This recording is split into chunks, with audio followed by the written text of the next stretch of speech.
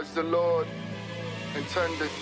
Yeah, in the church, sit and pray for the light. Pouring rain, 40 days and 40 nights. Build a shelter, chill until the storm subsides. Made it how the Lord would lie, made it how the Lord intended. Bless. I'm the storm, sword extended. Won't depend on the demons that you're befriended. Prayers for the gone, remembered as their form ascended. Fought the war for the fallen, come forth defend it. For the vengeance, we kill, the devils bleed. It's like Ezekiel 25:17. Blood of the heathens run red on the evergreen. If they try to poison my brother or dead his dream, it's Samson hard bitten in a lion's den. I can't be Delilah's friend. Brother died and even side with them. Serpents in the bushes got a knife for them. Right for all the righteous men, all the family friends on which I depend. Hand on my heart for the gone, remember. My clan in the dark, swords extended. We won't stand with the heartless, you're befriended. We ran down the path as the Lord intended. Hand on my heart for the gone, remember. My clan in the dark, swords extended. We won't stand with the heartless, you're befriended. We ran down the path as the Lord intended. I pray to the Lord, my soul for the keep. Pray away from them whores and the gold of the meek. I swore to defend, not roll with the weak. As the Lord would intend, a sword for the beast. Hand on my heart for the gone, remembered. My clan in the darkness, swords extended. Won't stand with the heartless, you're befriended. We ran down the path as the Lord intended. Ink runs blood red with the hand of God. Where the fam's exiled in the land of Nod. They sold every bit of their soul for the silver and gold. But Judas' son had to shoot a gun and plan to rob. So watch your mouth, no defamation. They're the devils in their den and their decorations. Yeah, I head with rebels to the steps of red revelation. I led on levels, loyalty, faith, depth and dedication. Said separation and trepidation. And never fear cause it bred the tears and it fed the hesitation. Won't fill my head with the meds, but the meditation. And light a fire in the bed of Satan, yeah. Hand on my heart, gone, remember. My clan in the dark, swords extended. Won't stand with the heartless, you're befriended. We ran down the path as the Lord intended. I pray to the Lord, my soul for the keep. Pray away from them whores and the gold of the meek. I swore to defend, not roll with the weak. As the Lord would intend, a sword for the beast. Hand in my heart for the gone, remembered. My clan in the darkness, swords extended. Won't stand with the heartless, you're befriended. We ran down the path as the Lord intended.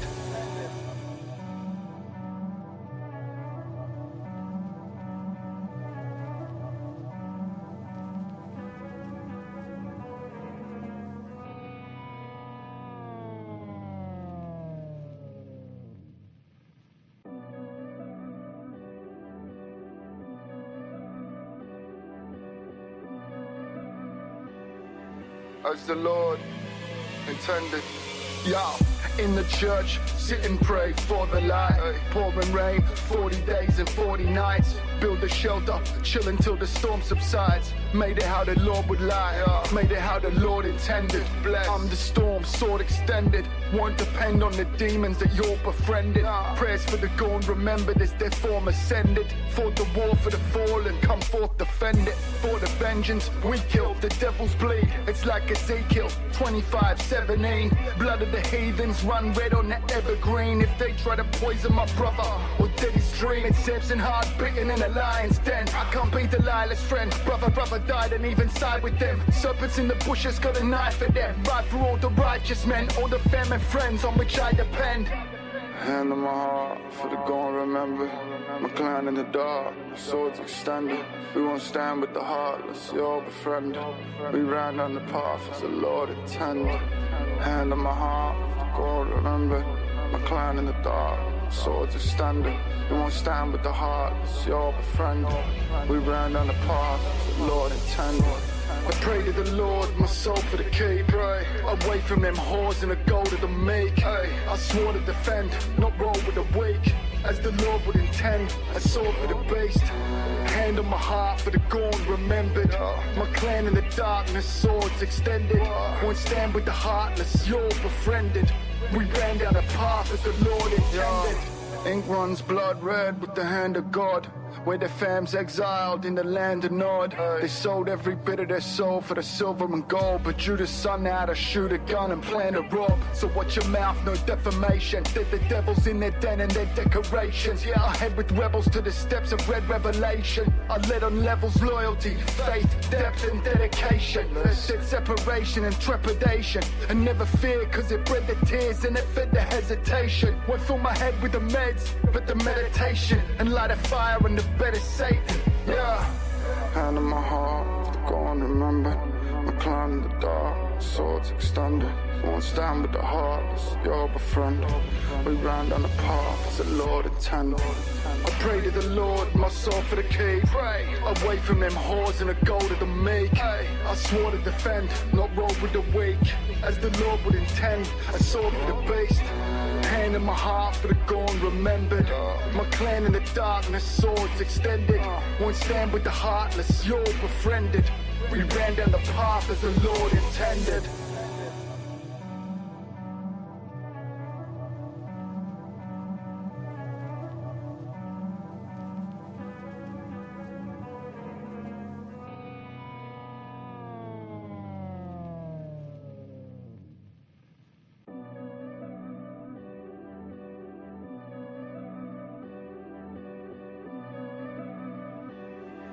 As the Lord intended.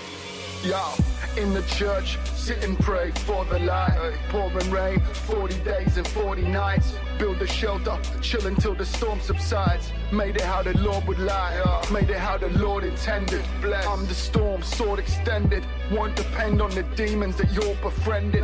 Prayers for the gone remembered as their form ascended. Fought the war for the fallen, come forth defend it. For the vengeance, we kill, the devils bleed. It's like Ezekiel 25:17. Blood of the heathens run red on the evergreen. If they try to poison my brother or Daddy's dream, it's Samson hard bitten in a lion's den. I can't be Delilah's friend. Brother died and even side with them. Serpents in the bushes got a knife for them. Right for all the righteous men, all the family friends on which I depend. Hand in my heart for the gone remember.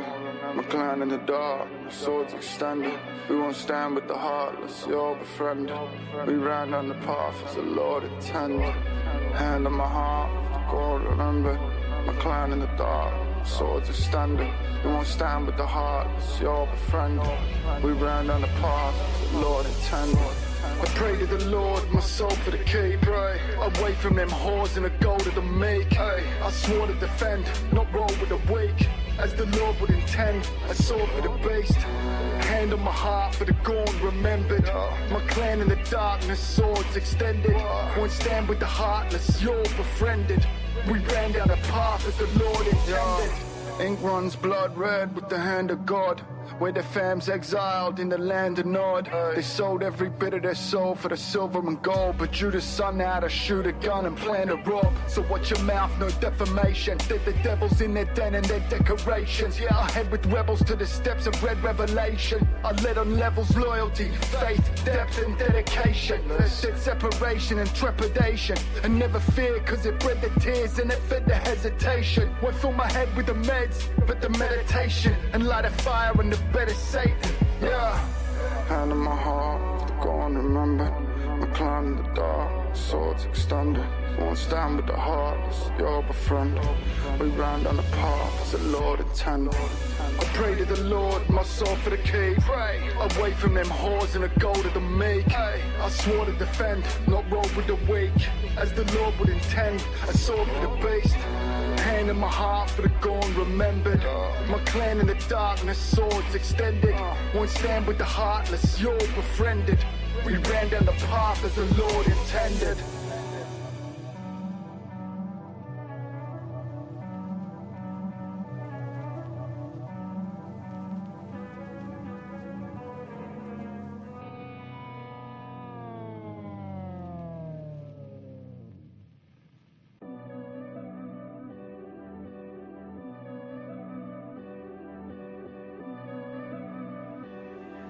As the Lord intended. Yeah, in the church, sit and pray for the light. Pouring rain, 40 days and 40 nights. Build a shelter, chill until the storm subsides. Made it how the Lord would lie, made it how the Lord intended. I'm the storm, sword extended. Won't depend on the demons that you're befriended. Prayers for the gone, remembered as their form ascended. Fought the war for the fallen, come forth defend it. For the vengeance, we kill, the devils bleed. It's like Ezekiel 25:17. Blood of the heathens run red on the evergreen. If they try to poison my brother or dead his dream, it's Samson hard bitten in a lion's den. I can't be Delilah's friend. Brother died and even side with them. Serpents in the bushes got a knife for them. Right for all the righteous men, all the family friends on which I depend. Hand on my heart for the gone, remember. My clan in the dark, swords extended. We won't stand with the heartless, you're befriended. We ran down the path as the Lord intended. Hand on my heart for the gone, remember. My clan in the dark, swords extended. We won't stand with the heartless, you're befriended.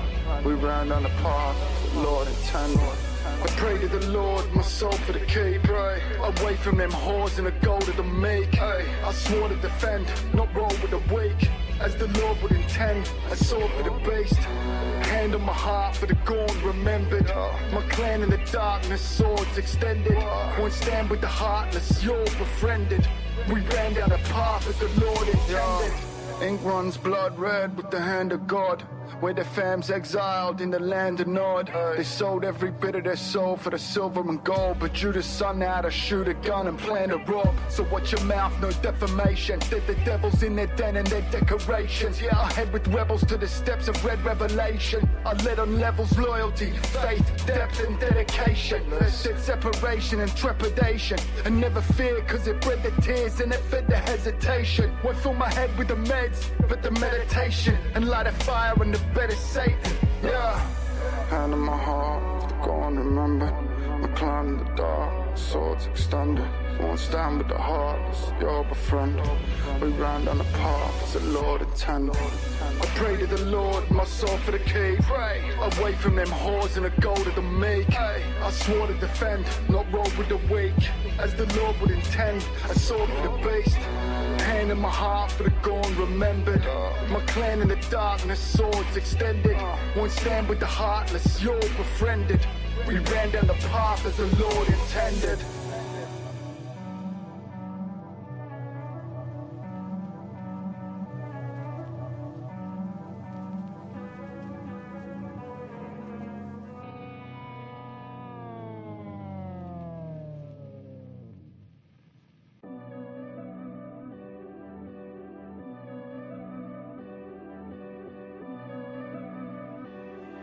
As the Lord intended. Yeah, in the church, sit and pray for the light. Pouring rain, 40 days and 40 nights. Build a shelter, chill until the storm subsides. Made it how the Lord would lie, made it how the Lord intended. I'm the storm, sword extended. Won't depend on the demons that you're befriended. Prayers for the gone, remembered as their form ascended. Fought the war for the fallen, come forth defend it. For the vengeance, we kill, the devils bleed. It's like Ezekiel 25:17. Blood of the heathens run red on the evergreen. If they try to poison my brother or dead his dream, it's Samson hard bitten in a lion's den. I can't be Delilah's friend. Brother died and even side with them. Serpents in the bushes got a knife for them. Right for all the righteous men, all the family friends on which I depend. Hand on my heart for the gone, remember. My clan in the dark, swords extended. We won't stand with the heartless, you're befriended. We ran down the path as the Lord intended. Hand on my heart for the gone, remember. My clan in the dark, swords extended. We won't stand with the heartless, you're befriended. We ran down the path as the Lord intended. I pray to the Lord, my soul for the keep. Pray away from them whores and the gold of the meek. I swore to defend, not roll with the weak. As the Lord would intend, a sword for the beast. Hand on my heart for the gone, remembered. My clan in the darkness, swords extended. Won't stand with the heartless, you're befriended. We ran down the path as the Lord intended. Ink runs blood red with the hand of God. Where their fam's exiled in the land of Nod. They sold every bit of their soul for the silver and gold. But Judas' son had to shoot a gun and plan to rob. So watch your mouth, no defamation. They're the devils in their den and their decorations. Yeah, I head with rebels to the steps of red revelation. I led on levels, loyalty, faith, depth and dedication. Said separation and trepidation. And never fear, cause it bred the tears and it fed the hesitation. Won't fill my head with the meds, but the meditation. And light a fire and the better Satan, yeah. Hand in my heart, go on, remember. My clan in the dark, swords extended. Won't stand with the heartless, you're a friend. We ran down the path as the Lord intended. I pray to the Lord, my soul for the cave. Pray away from them whores and the gold of the make. I swore to defend, not roll with the weak. As the Lord would intend, a sword for the beast. Hand in my heart for the gone remembered. My clan in the darkness, swords extended. Won't stand with the heartless, you're befriended. We ran down the path as the Lord intended.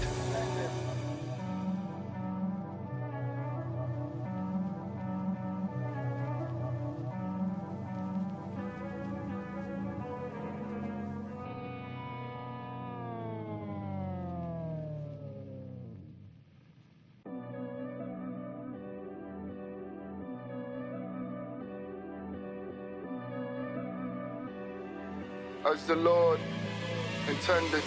Yo, in the church, sit and pray for the light. Pouring rain, 40 days and 40 nights. Build a shelter, chill until the storm subsides. Made it how the Lord would lie. Made it how the Lord intended. Bless. I'm the storm, sword extended. Won't depend on the demons that you're befriended. Prayers for the gone remembered as their form ascended. Fought the war for the fallen, come forth defend it. For the vengeance, we kill, the devils bleed. It's like Ezekiel 25:17. Blood of the heathens run red on the evergreen. If they try to poison my brother or dead his dream, it's Samson hard bitten in a lion's den. I can't be Delilah's friend. Brother died and even side with them. Serpents in the bushes got a knife for them. Right for all the righteous men, all the family friends on which I depend. Hand in my heart for the gone remember. My clan in the dark, swords extended. We won't stand with the heartless, you're befriended. We ran down the path as the Lord intended. Hand in my heart, God remember. My clan in the dark, swords extended. We won't stand with the heartless, you're befriended. We ran down the path as the Lord intended. I pray to the Lord, my soul for the keep. Pray away from them whores and the gold of the make. I swore to defend, not roll with the weak. As the Lord would intend, a sword for the beast. Hand on my heart for the gone remembered. My clan in the darkness, swords extended. Won't stand with the heartless, you're befriended. We ran down the path as the Lord intended. Ink runs blood red with the hand of God. Where their fam's exiled in the land of Nod. They sold every bit of their soul for the silver and gold. But Judas' son had to shoot a gun and plan to rob. So watch your mouth, no defamation. They're the devils in their den and their decorations. Yeah, I head with rebels to the steps of red revelation. I led on levels, loyalty, faith, depth and dedication. Said separation and trepidation. And never fear, cause it bred the tears and it fed the hesitation. Won't fill my head with the meds, but the meditation. And light a fire and the better Satan, yeah. Hand in my heart, go on, remember. My clan in the dark, swords extended. Won't stand with the heartless, you're befriended. We ran down the path as the Lord intended. I pray to the Lord, my soul for the keep. Pray away from them whores and the gold of the make. I swore to defend, not roll with the weak. As the Lord would intend, a sword for the beast. Hand in my heart for the gone remembered. My clan in the darkness, swords extended. Won't stand with the heartless, you're befriended. We ran down the path as the Lord intended.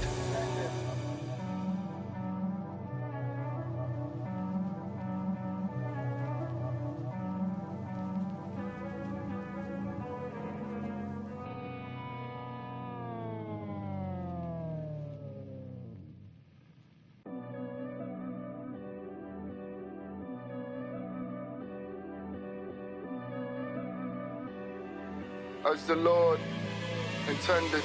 Yo, in the church, sit and pray for the light. Pouring rain, 40 days and 40 nights. Build a shelter, chill until the storm subsides. Made it how the Lord would like, made it how the Lord intended. Bless. I'm the storm, sword extended. Won't depend on the demons that you're befriended. Prayers for the gone, remembered as their form ascended. Fought the war for the fallen, come forth defend it. For the vengeance, we kill, the devils bleed. It's like Ezekiel 25:17. Blood of the heathens run red on the evergreen. If they try to poison my brother or dead his dream, it's Samson hard bitten in a lion's den. I can't be Delilah's friend. Brother died and even side with them. Serpents in the bushes got a knife for them. Right for all the righteous men, all the family friends on which I depend. Hand on my heart for the gone, remember. My clan in the dark, swords extended. We won't stand with the heartless, you're befriended. We ran down the path as the Lord intended. Hand on my heart for the gone, remember. My clan in the dark, swords extended. We won't stand with the heartless, you're befriended. We ran down the path as the Lord intended. I pray to the Lord, my soul for the keep. Pray away from them whores and the gold of the meek. I swore to defend, not roll with the weak. As the Lord would intend, a sword for the beast. Hand on my heart for the gone, remembered. My clan in the darkness, swords extended. Won't stand with the heartless, you're befriended. We ran down the path as the Lord intended. Ink runs blood red with the hand of God. Where the fam's exiled in the land of Nod. They sold every bit of their soul for the silver and gold. But Judas' son had to shoot a gun and plan to rob. So watch your mouth, no defamation. They're the devils in their den and their decorations. Yeah, I head with rebels to the steps of red revelation. I led on levels, loyalty, faith, depth and dedication. Said separation and trepidation. And never fear cause it bred the tears and it fed the hesitation. Won't fill my head with the meds, but the meditation. And light a fire in the bed of Satan, yeah. Hand on my heart, gone, remember. My clan in the dark, swords extended. Won't stand with the heartless, you're befriended. We ran down the path as the Lord intended. I pray to the Lord, my soul for the keep. Pray away from them whores and the gold of the meek. I swore to defend, not roll with the weak. As the Lord would intend, a sword for the beast. Hand in my heart for the gone, remembered. My clan in the darkness, swords extended. Won't stand with the heartless, you're befriended. We ran down the path as the Lord intended.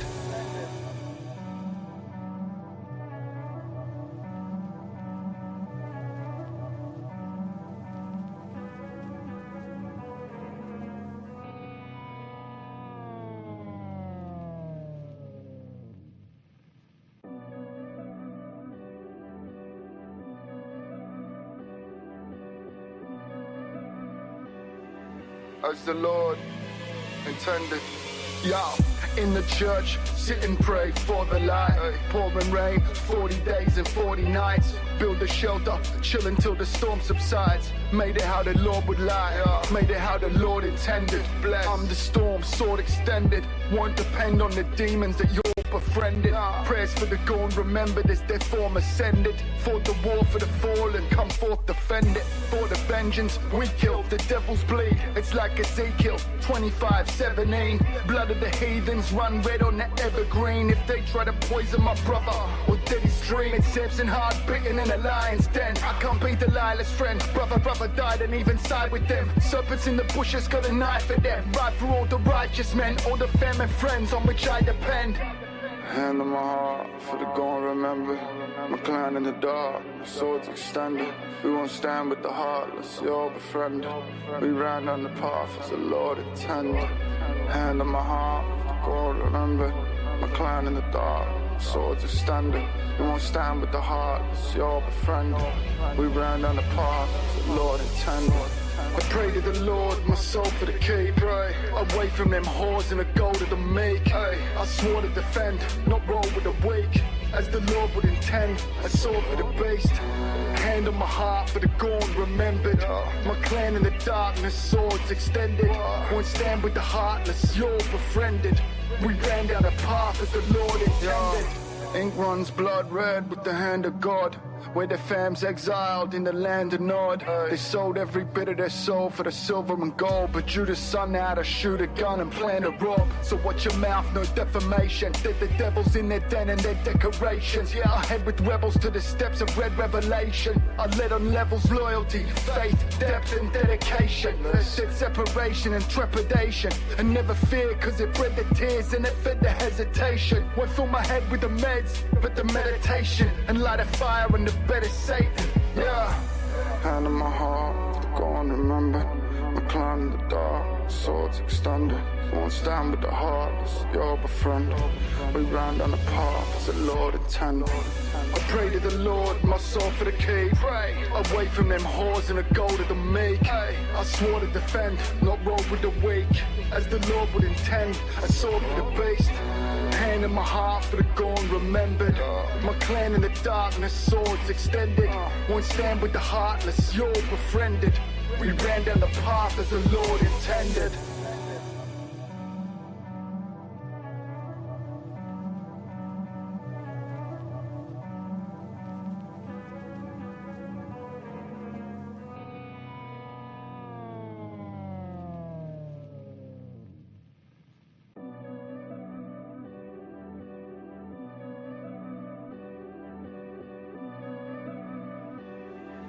As the Lord intended. Yo, in the church, sit and pray for the light. Pouring rain, 40 days and 40 nights. Build a shelter, chill until the storm subsides. Made it how the Lord would lie, made it how the Lord intended. I'm the storm, sword extended. Won't depend on the demons that you're befriended. Prayers for the gone remembered as their form ascended. Fought the war for the fallen, come forth defend it. For the vengeance, we kill, the devils bleed. It's like Ezekiel 25:17. Blood of the heathens run red on the evergreen. If they try to poison my brother or Daddy's dream, it's Samson hard bitten in a lion's den. I can't be Delilah's friend. Brother died and even side with them. Serpents in the bushes got a knife at them. Right for all the righteous men, all the family friends on which I depend. Hand in my heart for the gone remember. My clan in the dark, swords extended. We won't stand with the heartless, you're befriended. We ran down the path as the Lord intended. Hand in my heart for the gone remember. My clan in the dark, swords extended. We won't stand with the heartless, you're befriended. We ran down the path as the Lord intended.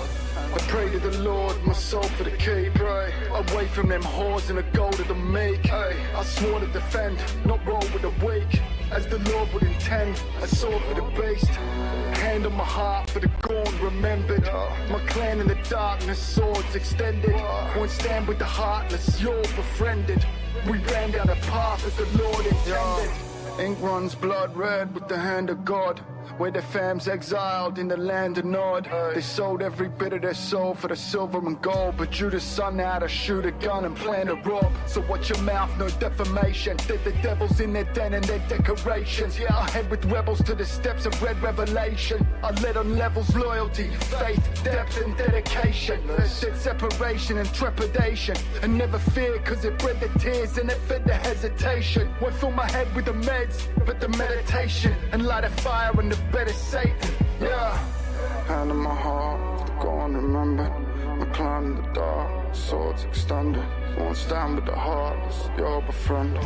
We ran down the path as the Lord intended. I pray to the Lord, my soul for the key. Pray away from them whores and the gold of the make. I swore to defend, not roll with the weak, as the Lord would intend. A sword for the beast, hand in my heart for the gone remembered.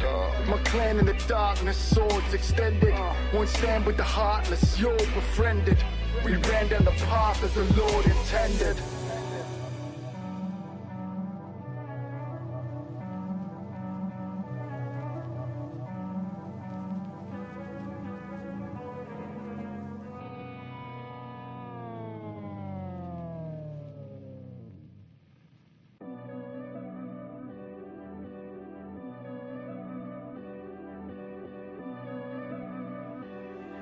As the Lord intended. Yeah, in the church, sit and pray for the light. Pouring rain, 40 days and 40 nights. Build a shelter, chill until the storm subsides. Made it how the Lord would lie, made it how the Lord intended. I'm the storm, sword extended. Won't depend on the demons that you're befriended. Prayers for the gone, remembered as their form ascended. Fought the war for the fallen, come forth defend it. For the vengeance, we kill, the devil's bleed.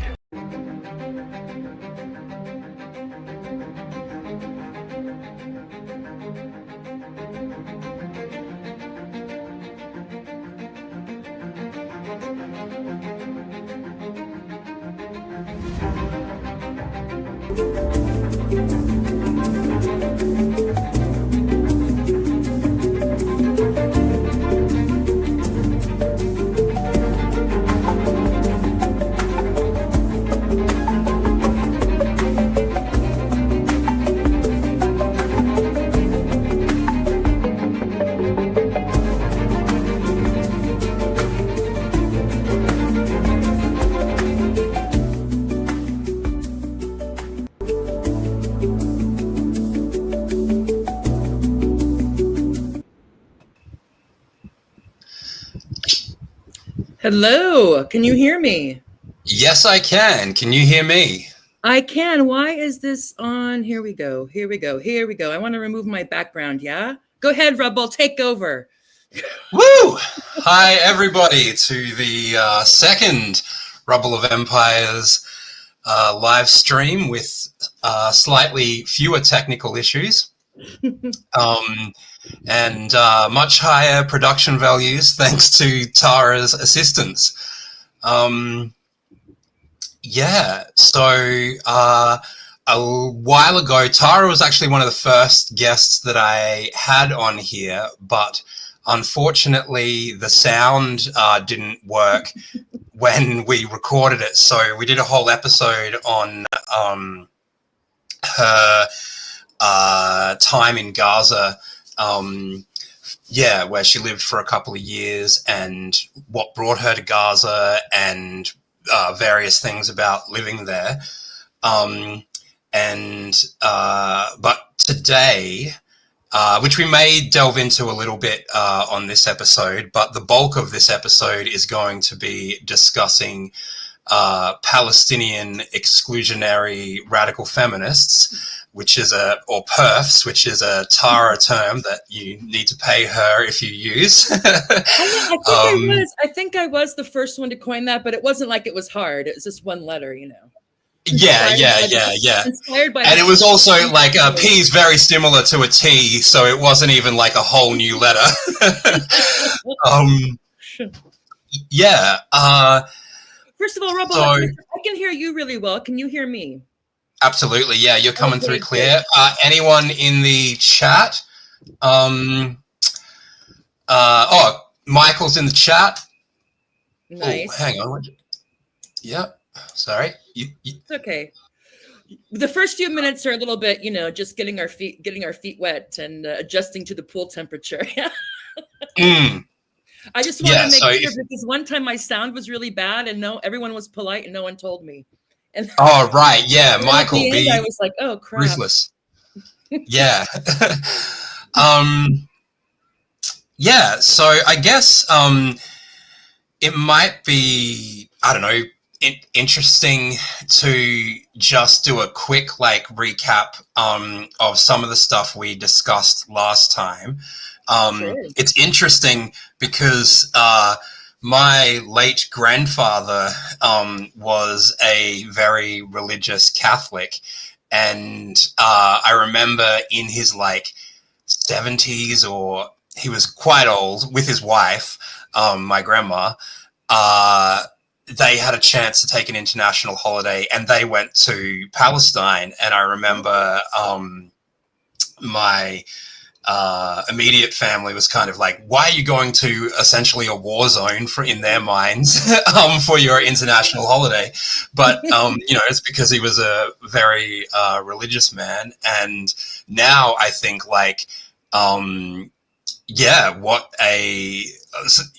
he got to see so much stuff that doesn't exist anymore.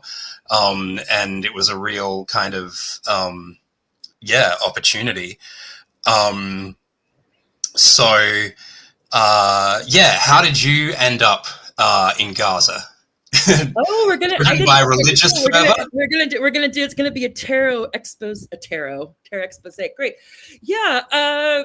Not on purpose. After I graduated with my bachelor's degree, with a major in sociology, and I minored in women's studies and American literature. So you can imagine the job market opportunities were just abundant for me. But I went with what I found interesting. Anyway, so I thought, I want to travel around, but I didn't have much money. And so one of my teachers said, well, why don't you go travel around and teach English, and figure out what you want to do for graduate school. And I was like, oh, that's a good idea. So basically, my American, at that point, I guess, for a long time, people preferred English accents. But then at that point, I guess American had become a better commodity.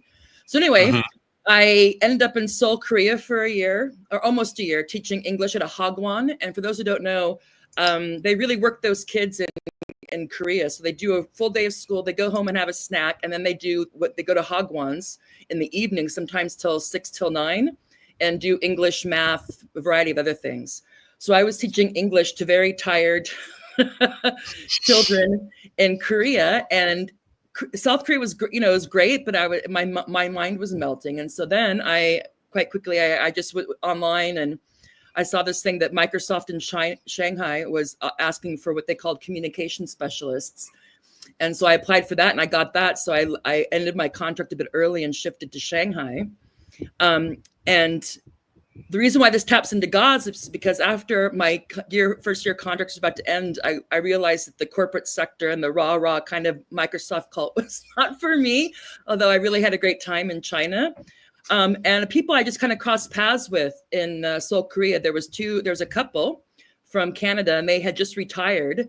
And I guess you can kind of retire fairly early from teaching in Canada. And so they were traveling around, and they were teaching at the same hagwon I was at. We briefly crossed paths, and they had taken a position at the Gaza International School, the American International School in Gaza.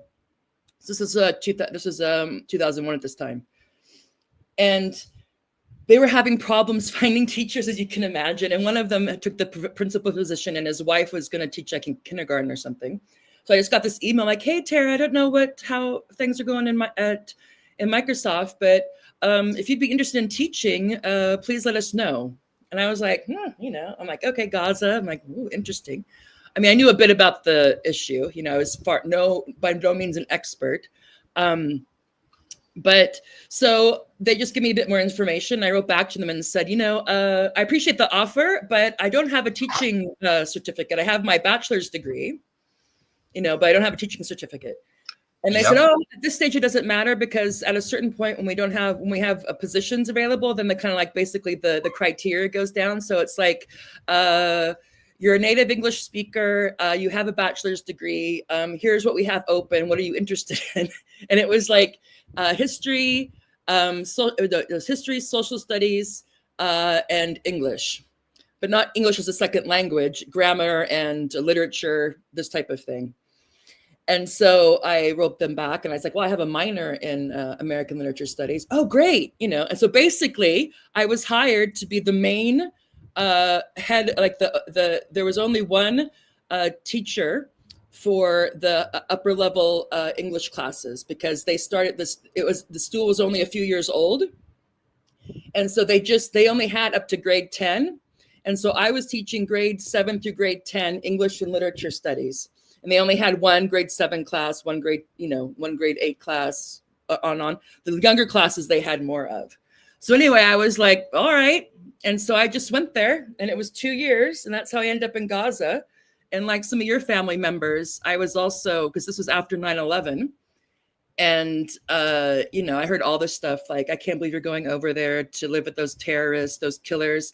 I had friends who I didn't even know were Jewish or had gone and done the tour thing and done the IDF, who were basically like cut ties with me if I was going to go. I mean, I was just like, what the, it's crazy. And I was like, holy moly. And I just went there because I mean, I knew the Fishers briefly, but you get a feel for people, and they told me what it was like, for foreigners there, and I was like, this is a great opportunity. I'll go. So I did, and that's how I ended up teaching in Gaza, living and teaching in Gaza for 2 years, from July 2002 to June 2004, during the second intifada. Yeah. Yeah. So like right after 9/11. Yeah. Yeah. Wow. So you I have never fell prey to Islamophobia. Not yet. Sorry. Oh, you've never fell prey to it. Yeah. So you obviously got your government issue niqab when you got off the plane in Gaza, and had a male escort for you to walk behind wherever you went. Or did something else happen? What was it like in terms of in terms of those types of stereotypical things that people imagine? Well, again, even though there was still, the population at that point was close to 2 million.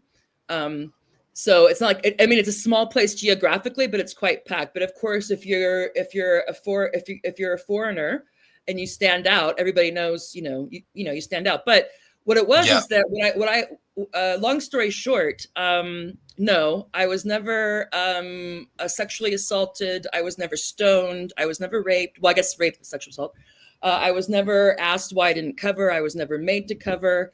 And none of that stuff. But also, obviously you stand out, and I wasn't the only single female teacher. But if I wanted to go to the store, I'd go to the store. If I wanted to go to the market, I would go to the market. If I wanted to go to the UN club, even if I was going to walk home, I didn't want to wait for a taxi, or it was just a nice night, and I'd walk the 1 kilometer from, or maybe 2 kilometers, 1.5, whatever it was, from the coast to the UN beach club, Gaza Beach Strip Club, to our apartment. If I walked at night, a couple of times I did that, but I wouldn't also necessarily do that any place I live. But I never had any. I'm not saying it was the safest thing to do, but I never had any problems. Mm-hmm. Now, what you did have is people will look at you. Guys will look at you. They'll kind of want to smile at you, and they kind of want to follow along. Sometimes be like, hey, like they want to. It's the same thing, like like they present it like they want to help you out. Oh, where do you want to go? I'll take you. Oh, you have nice eyes, this type of thing. But usually, once an older person or adult saw that, they would kind of like leave them alone, that kind of thing. That was really the extent of it, because you stick out, So, but also there's a class division, of course, in Gaza. So there's the original inhabitants, many of which are were the landowners and more kind of well-off families that have passports, maybe have citizenship also in Jordan or Egypt or UK or France or wherever, and the refugees that came. And so it was the wealthier families who petitioned the American. There's a group that runs. I don't know if it's a company or a private foundation that runs several international schools, American international schools in Egypt and the Middle East. And they petitioned them and said, hey, we know it's not going to be economically viable, but if we float it, will you open up a school here? So basically saying it's your school, like your rules, your accreditation, all that, but we'll float it financially until at some point it gets, viable. But they also to that wouldn't been cool if they just kind of had this private school only for the upper class, the landowners, and got maybe like like I don't know, I will say local elite perhaps.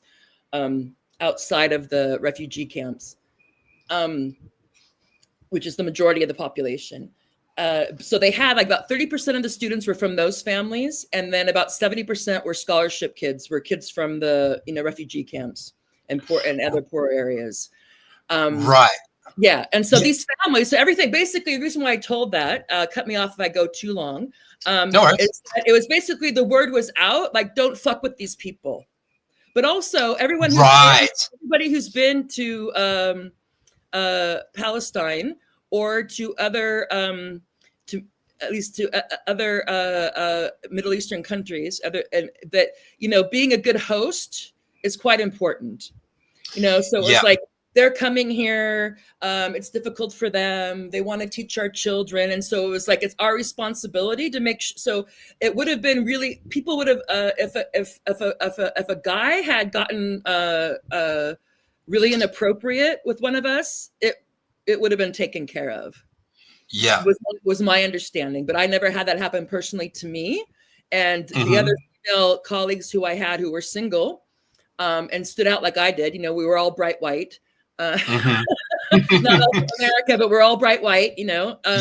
Giving everybody snow blindness. You know, none of the four of us who were single ladies there, who bought, you know, we're kind of a group. None of us covered, but of course we weren't walking around in hot pants and halter tops. Yeah, so I would wear, you know, it'd be pants or a longish skirt or like a longer like sundress or something.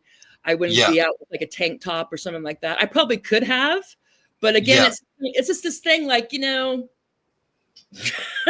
when in Rome, I wasn't dressing like I was, like we would do when we'd go to Israel, and, you know, then we didn't stick out at all. Nobody cared unless they knew where we weren't, and then they cared a lot. And I have to say that compared to other places I have been, anywhere, and I've also lived in India and Holland and the UK and America. Obviously, I grew up in America and vacationed in other places. I would say without a doubt that I'd be safer walking home from a restaurant at night in Gaza than I would in any Western major city. Yeah, I would say that without a doubt. Right. Doesn't mean nothing would happen. Okay, things could happen. You know, I'm not saying there's no sexual abuse in Gaza. People, calm down. Calm down, feminists. And also, I have to say, I'm chubby now, but back then I was, you know. I've seen the photos.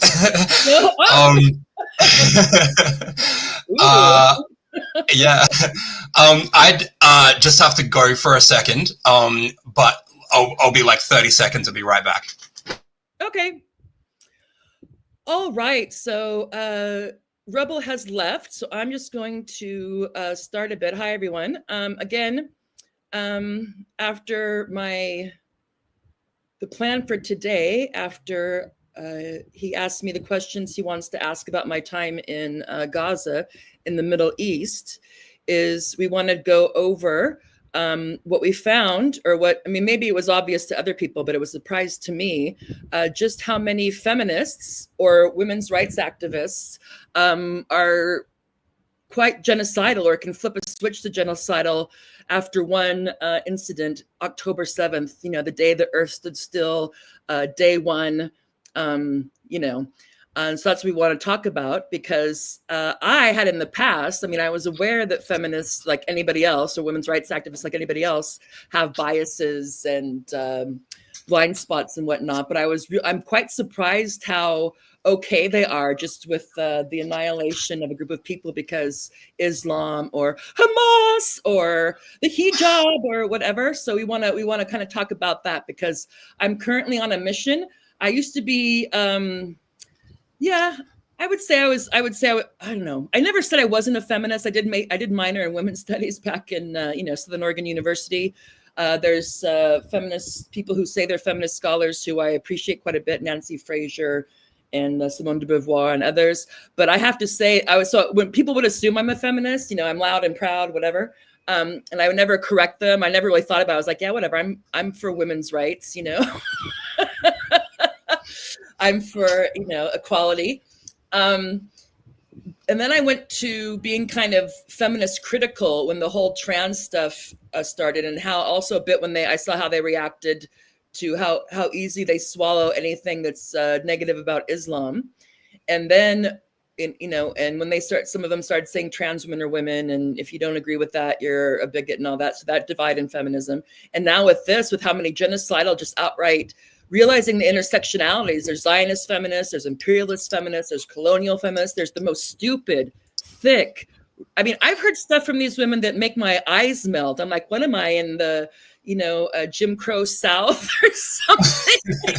I'm like, and just boldly, so that's what we want to kind of talk about after Rubble asks me any questions he wants to ask about my time in Gaza. And I'm going to turn it back over to my captain. Sure. I just realized I think I've just gone live on my YouTube channel. It was on mine for a while, so. Yeah, I don't understand. There. No, let's just go, because the check mark was there before we started, so I think it's all right. Yeah, I'm just oh well. Anyway, whatever's happening. If you want to start an intro again, just briefly, if it wasn't, but before we started, I had all the little green checks were in my bar, and including your YouTube channel. So. Yeah, cool. Whatever.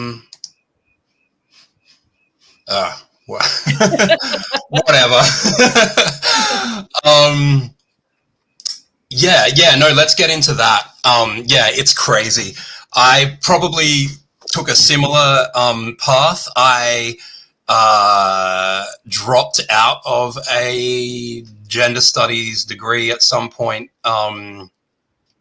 many moons ago, but that's what I was studying. Well, I started in journalism and switched a whole bunch of things, but at one point I was doing gender studies kind of, and it was called gender studies, so it was like just as that switch had started to happen, the trans thing wasn't like hadn't really kicked in yet, but we were getting primed for that sort of a thing. And yeah, I think I've probably taken a pretty similar path to you in terms of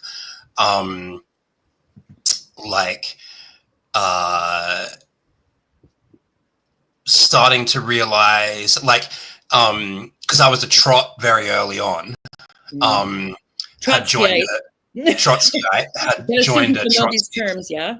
I only recently figured out this recently, a year or so ago. I'm like, why does everyone keep on asking me if I'm a trot or a tanky? Like, what is this? It's like the red pill, blue pill, and Matrix. Anyway. Yeah. So they were, pro-feminist and had would talk about how some communists weren't, and some communists thought that feminism was bourgeois. And I was trained to dismiss that and did so. And then I guess just kind of realized, because I was normally around and reading feminists that at least had some kind of critique of capitalism. So it wasn't that glaring, but then getting involved in the GC thing, you've got a whole bunch of right wingers essentially, which is fine, but yeah, they have no analysis of capitalism whatsoever. And then you start to really see how it is actually quite bourgeois, and how they don't have any conception of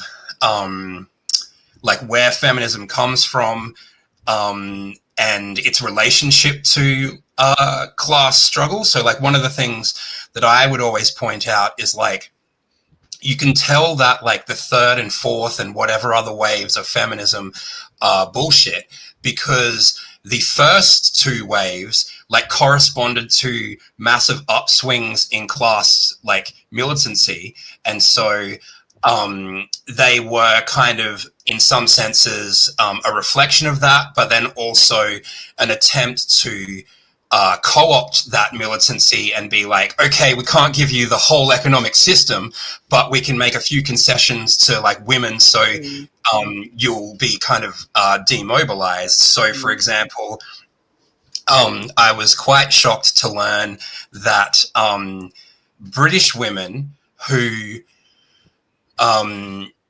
so like Marxists have always argued for universal voting and women's right to vote.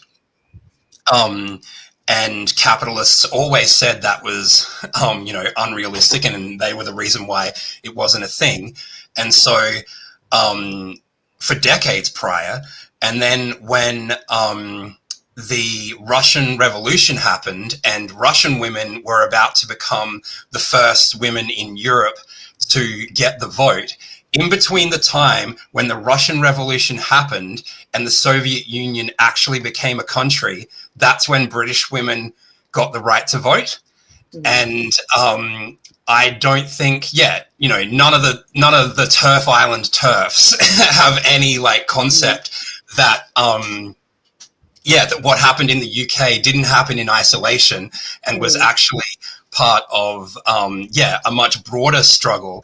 And their whole like the women did it just because they were ladies and they did it for like ladiness. Ladies are doing it for themselves. And it's like actually there were groups of men who were like pro women's suffrage for a very long time, not to mention shit tons of like communist women who were like both pro-revolution and pro-women's suffrage, and saw like bourgeois feminists as essentially like selling out this revolution for proletarian women for the benefit of bourgeois women. And so then that's how you start to like see that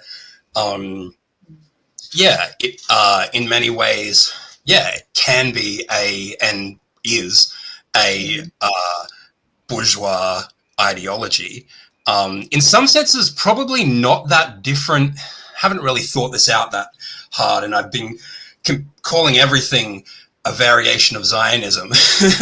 But it probably isn't that different from Zionism, just in the sense that like it's like an id pol thing divorced from class, and being like the same way that Zionists will be like, no, this is what you need for Jews to have anything, and without this we would be like all dead.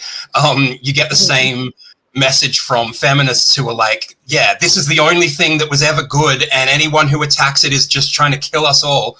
I think some of them are so rape obsessed that I'm surprised, and probably some of them have like, if you haven't been raped today, thank a feminist. I mean, it's insane.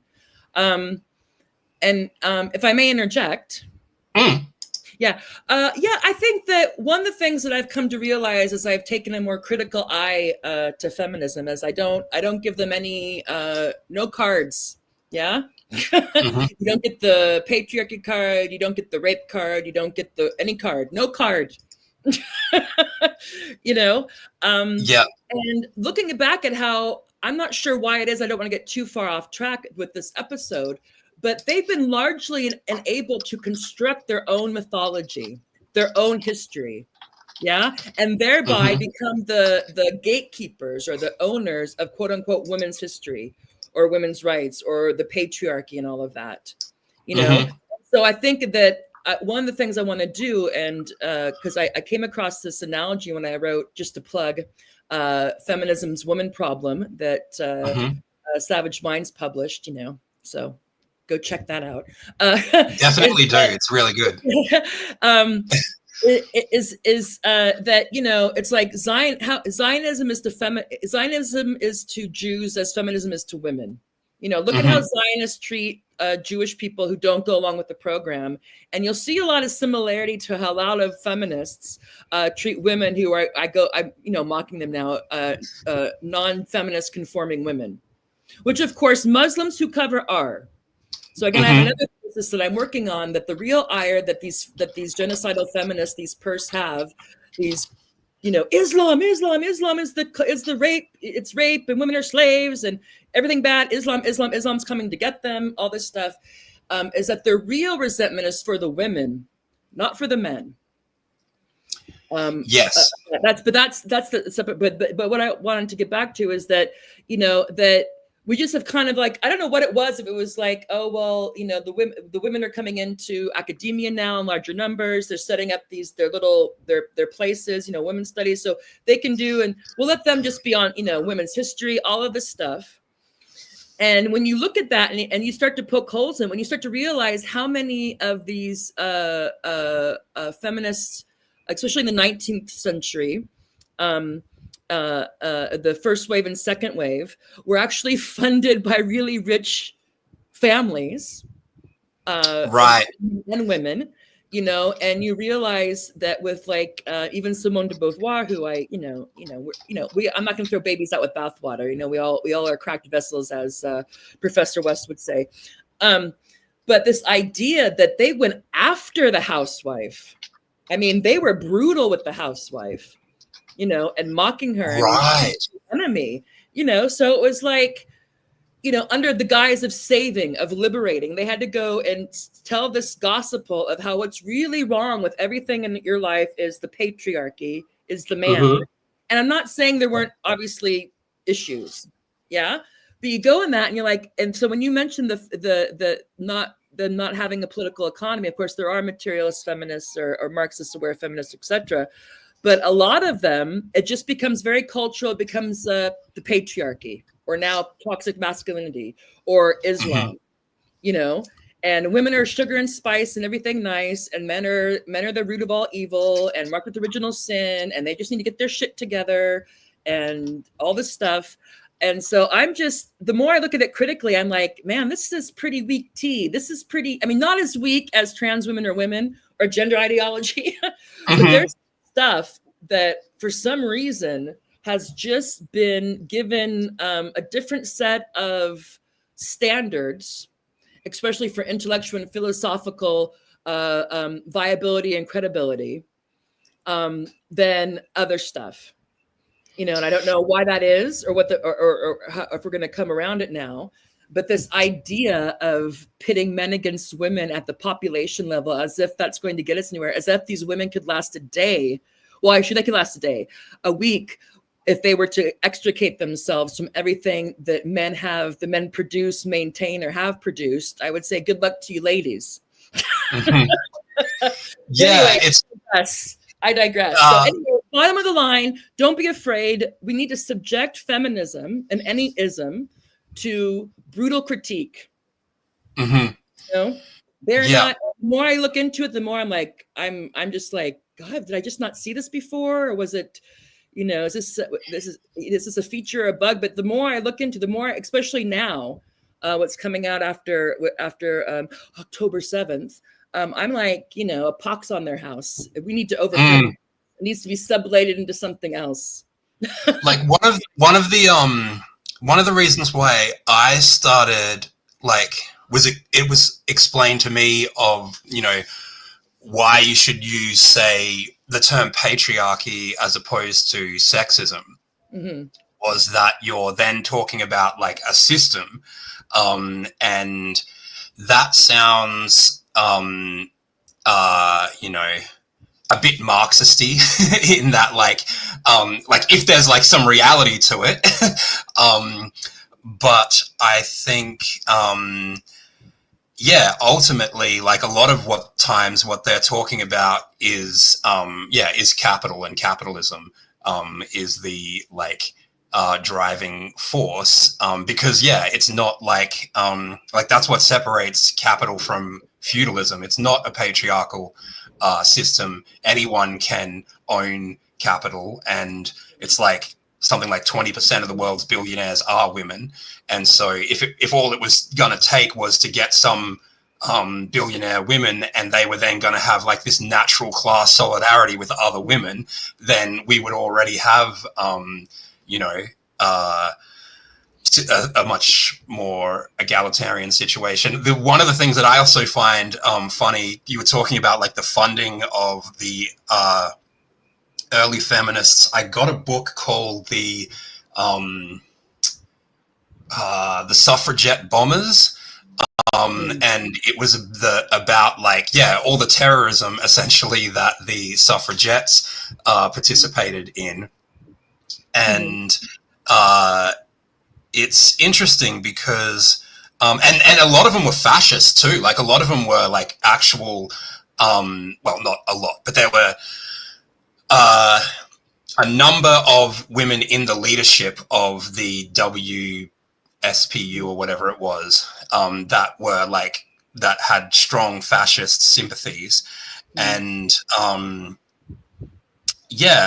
I just think it's interesting now where they're like, oh, terrorism, you can't support terrorism, and they'll be really down on any sort of protest that gets in the way of ordinary people. So anyone blocking a road, or you poured some paint on a painting, what a horror, don't you understand that's just going to alienate people? And it's you fuckers were literally burning churches down on the regular and putting bombs in. Well, not them. They're idols. Yeah. The people whose flag you wave, and you seem to think that waving a terrorist flag makes you a terrorist. And that's what the suffragette flag was. The flag of a terrorist organization, essentially. So yeah, it's bizarre. Their lack of well, and to be fair to the feminists, I think that a lot of people, the idea of protest in theory, if it's about something you don't like or opposing something you don't like, is fine. But when it actually affects you, or affects your daily life, or is somehow harassing, is some sort of then it becomes a different issue. But it's this idea that that's the whole point of protests, is to disrupt things. And I mean, obviously I'm not going to say that the best thing to do is, if you want to stop oil, which is a stupid thing anyway, is to make people trying to get to work or get to their doctor's appointment on the expressway to block them, rather than to go and try to inhibit the activity of people who are in charge of the mining and making all the money off that. But that's a separate thing. But what I would say in terms of the feminism is that also that what you don't realize is, or what in terms of the story they tell themselves about themselves, is that from the beginning we get this idea that everybody was on board. All the women were on board with women's rights. Some of them are more vocal, but everybody was on board. It's not true. There was a lot of pushback against suffragettes, and a lot of suffragettes, it seems from what I've looked into, are more middle class and upper middle class. It was not what we would consider a grassroots, poor and working class woman driven thing. We really need the vote. And I'm not saying that I'm against women having the vote. I'm just saying is that be careful of any group that wants to become the spokesperson for half the population. Or any entirety of the population. You have these a very similar thing happened here with gay marriage. That was a campaign that the majority of gay people didn't support. And I remember reading an article by gay campaigner from the Trot group, my old Trot friends, talking about how proud they were that they managed to switch the gay population from being indifferent or opposed to marriage to being in support of it. And it's surely that should have come from them, and then you go campaign, not you decide what they want, you tell them, convince them, and then But anyway, do you want to move on to our slideshow? Sure. Or our slides? I will get this up here. Yes. So, I'll just, for people who aren't aware, on the left, I think it's your left, you see the graphic of the lady with the suffragette flag colors and a Star of Israel, an Israel t-shirt, sweater. And this is the PERF, because the Palestinian Excluding Radical Feminist. we're going to talk about that. And it's just basically where that came from is a lot of us who were, TERFs and now have had to disassociate ourselves and say, no, I'm not a TERF, I'm a TAG, TERF against genocide. I know that there are only two sexes and you can't change your sex, and it's stupid to pretend that a man's a woman and a woman's a man, or that people are both or neither, or can switch back and forth depending on their mood. And I know that Israel is my definition of Israel is a lunatic timeshare protection racket imperial outpost colony that is the tip of the sword of Western imperialism. They want greater Israel, and sometimes it's sped up and sometimes the project is slowed down, but that's my understanding of Israel geopolitically. Yeah. But what you found is, and I'll let you talk about Kelly J. Keene's blacklisting of people who were not sounding like they just crawled out of Bibi Netanyahu's asshole, or took the IDF tour and swallowed it whole. From the go, it was been entirely Israeli centered, especially on the hostages. Everything is filtered through that. There's like no effort or capacity to look at anything from the point of view of the Palestinians and in that area. And it doesn't matter how many bodies pile up. It doesn't matter what the Israelis say, do, post, boast. These ladies have dug in. Mm-hmm. So that's the perf. Yeah. So they're for women, women's rights. But apparently if you are, Muslim, of course, that's a problem. Arab, although I think they conflate I'm not even sure if they know the difference between Persians, Arabs, Kurds, and I don't know if they know that or not.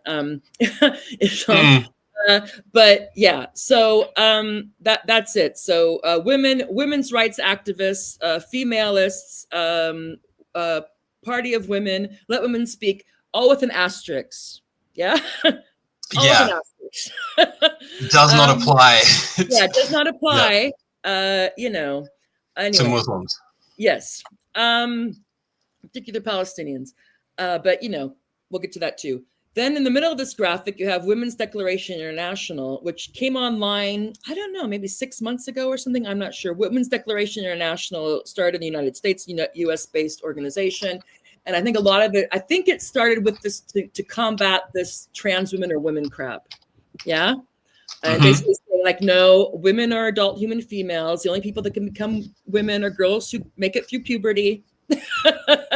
This is the serious regression of women's rights. Great, fun for them. They started posting about Afghanistan 6 months ago. And if you look at Women's Declaration International, any of their chapters, they have chapters in Canada, United States is the main one, UK, and now Afghanistan.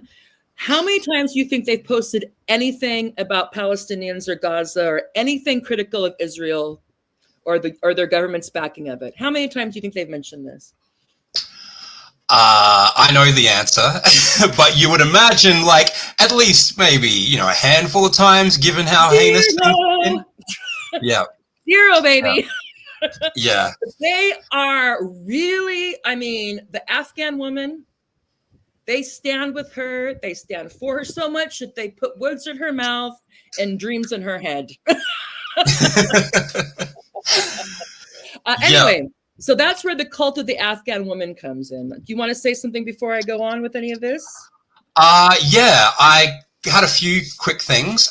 One was like I always knew or suspected KJK was Kelly J. Keene, Posey Parker, the head. Yeah, Kelly J. Keene, Posey Parker. In the UK.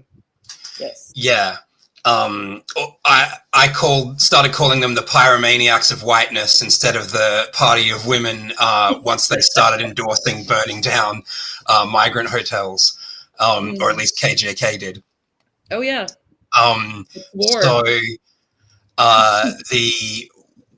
Regards. So I always knew she was like, had some dumb ideas regarding Islam, and I actually heard. I was listening to some trans thing where one of the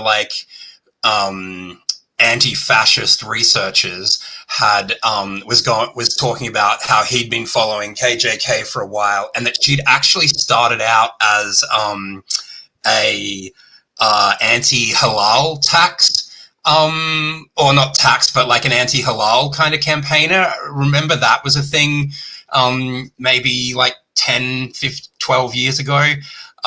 That's what all the anti-Muslim people were doing, was saying like halal certification funds terrorism, was the claim. Like kosher food, like for Muslims, isn't the same thing?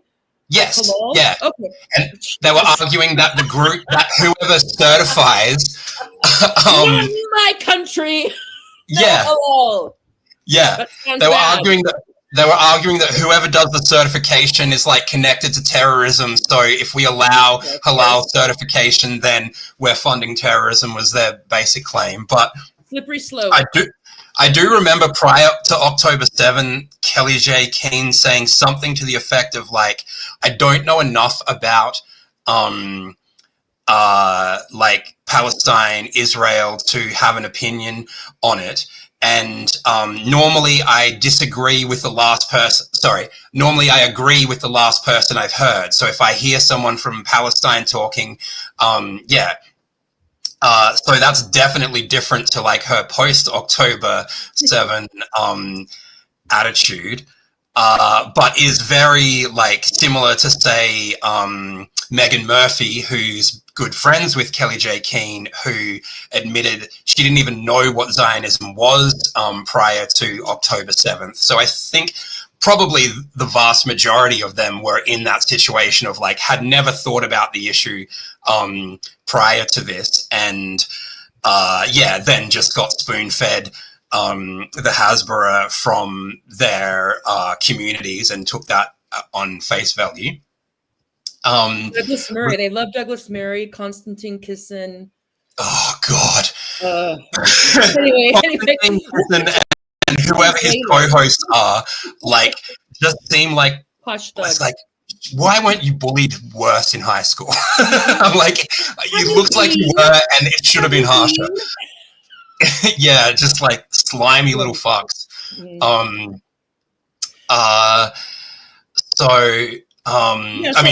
have some examples. Should we go through some examples of PERF, of Palestinian exclusionary radical feminists? Sure. I just wanted to get to two quick things first. Regarding the IW, or the Women's Declaration International. Okay. They're connected to WOLF, Women's Liberation Front, which, from my understanding, was like the feminist wing of Deep Green Resistance. Yeah, and like, because Leah Keith is one of the main founders, and she was also with Derek Jensen. I think those. Yeah. So Leah Keith. Yeah. So I used to be like, I've read a lot of Derek Jensen, and used to like, I still think there's some value to his work, but I'm less obsessed with it than I was. And it's interesting because, it seems like Leah herself is really behind Israel. I tried to do some searches through like the Deep Green Resistance Twitter and stuff, and they have some stuff from like re-Israel from like 15 years ago. But there's like nothing more recent than that. And then, both Wolf and DGR have nothing like post October 7th. Well, it's worse than that, if I may interject. They peddle the atrocity, the rape hoax. Yes. They peddle anything that comes out. Again, they have a bias, and it's quite clear that anything that has anything that is from about a Muslim-dominated area or whatever, they have a bias for us. So this is July 6th. This is after it was not mainstream, but it was widely debunked that there was no evidence of any kind of mass rape on October 7th, nor were there any beheaded babies or burned babies or anything like that. One baby was killed during October 7th. Yeah, and that baby could have been killed by the IDF not wanting to allow Hamas getting soldiers. I don't know the circumstance of that baby's death, but I know if you have a list now, the official list of the deaths on October 7th, there is one baby, one. And there's been no, I mean, you know, so there's lots of allegations and the videos that went out like right away. They had this ready. Yeah, they were waiting. This was not just, what, how should we capitalize on October 7th? Well, we don't know what we're going to do. But they not only haven't said anything, and you know, they don't have to be anti-Zionist to say, can we ease up on the child killing? Yeah. Could we get some baby formula into Gaza? Could we get some anesthetics so women aren't having C-sections without yeah. No, but they will. They haven't posted anything about Gaza, Wolf, but they did post this. We advocate, so this is the Times. Sexual violence was widespread and systematic during the October 7th attack. Rape and gang rape occurring in 6 different occasions, according to a report using testimony never heard before. This is all debunked bullshit. This is all secondhand, made up. You know, we don't know. There could have been, but there's no evidence of it. Yeah? No credible evidence of it. This is just, you know, they just throw this out there. So these ladies, these wolf ladies, who it's like, it's also, aside from the fact of not parting about Gaza, if you just look at the rape thing, you really want to peddle rape hoaxes? That's what you want to do? I mean, it's quite clear to me. I don't know this for a fact. Well, I know some of the women in there, that all these organizations are Zionist dominated. Yeah. 100%. Take that to the bank. Take it to the bank. You know? And it's just like amazing to me. So Wolf's never posted anything critical about what Israel's reaction and their government's support of it since October 7th. Neither has Women's Declaration International, but oh my God, they really care about the Afghan woman. And it's not because they want to launder their guilt or shame or have plausible liability. We're not against Muslim women. We don't have an, you know, blah, blah, blah, blah, blah. That's my guess, at least, you know. And of course, I will admit that when you hear these things from Afghanistan, I'm just like, Jesus, you know, calm down, Taliban. You know, it's not good. If it's true, if we just assume that the reports coming out of there are all true, I'm not hearing anything that I would support or that I wouldn't support the women there, if they were trying to do it in a way that doesn't cast it as a Western imperial NGO bullshit, because that's going to be not help them out. Anyway. 2 things on that. I remember seeing something about a Israeli PR company or somebody had done research into what would outrage like foreign audiences the most, and they had like everything like, what's your reaction to you know, civilians killed? What's your reaction to civilians hurt? What's your reaction to hostages taken? And basically the only thing people cared about was like mass rape. The thing about like, one of the lowest ones was hostages taken. Nobody gave a shit like about like hostages not being like, they didn't like hostages being tortured or anything like that, but just the taking of hostages like didn't raise anybody's like thing at all.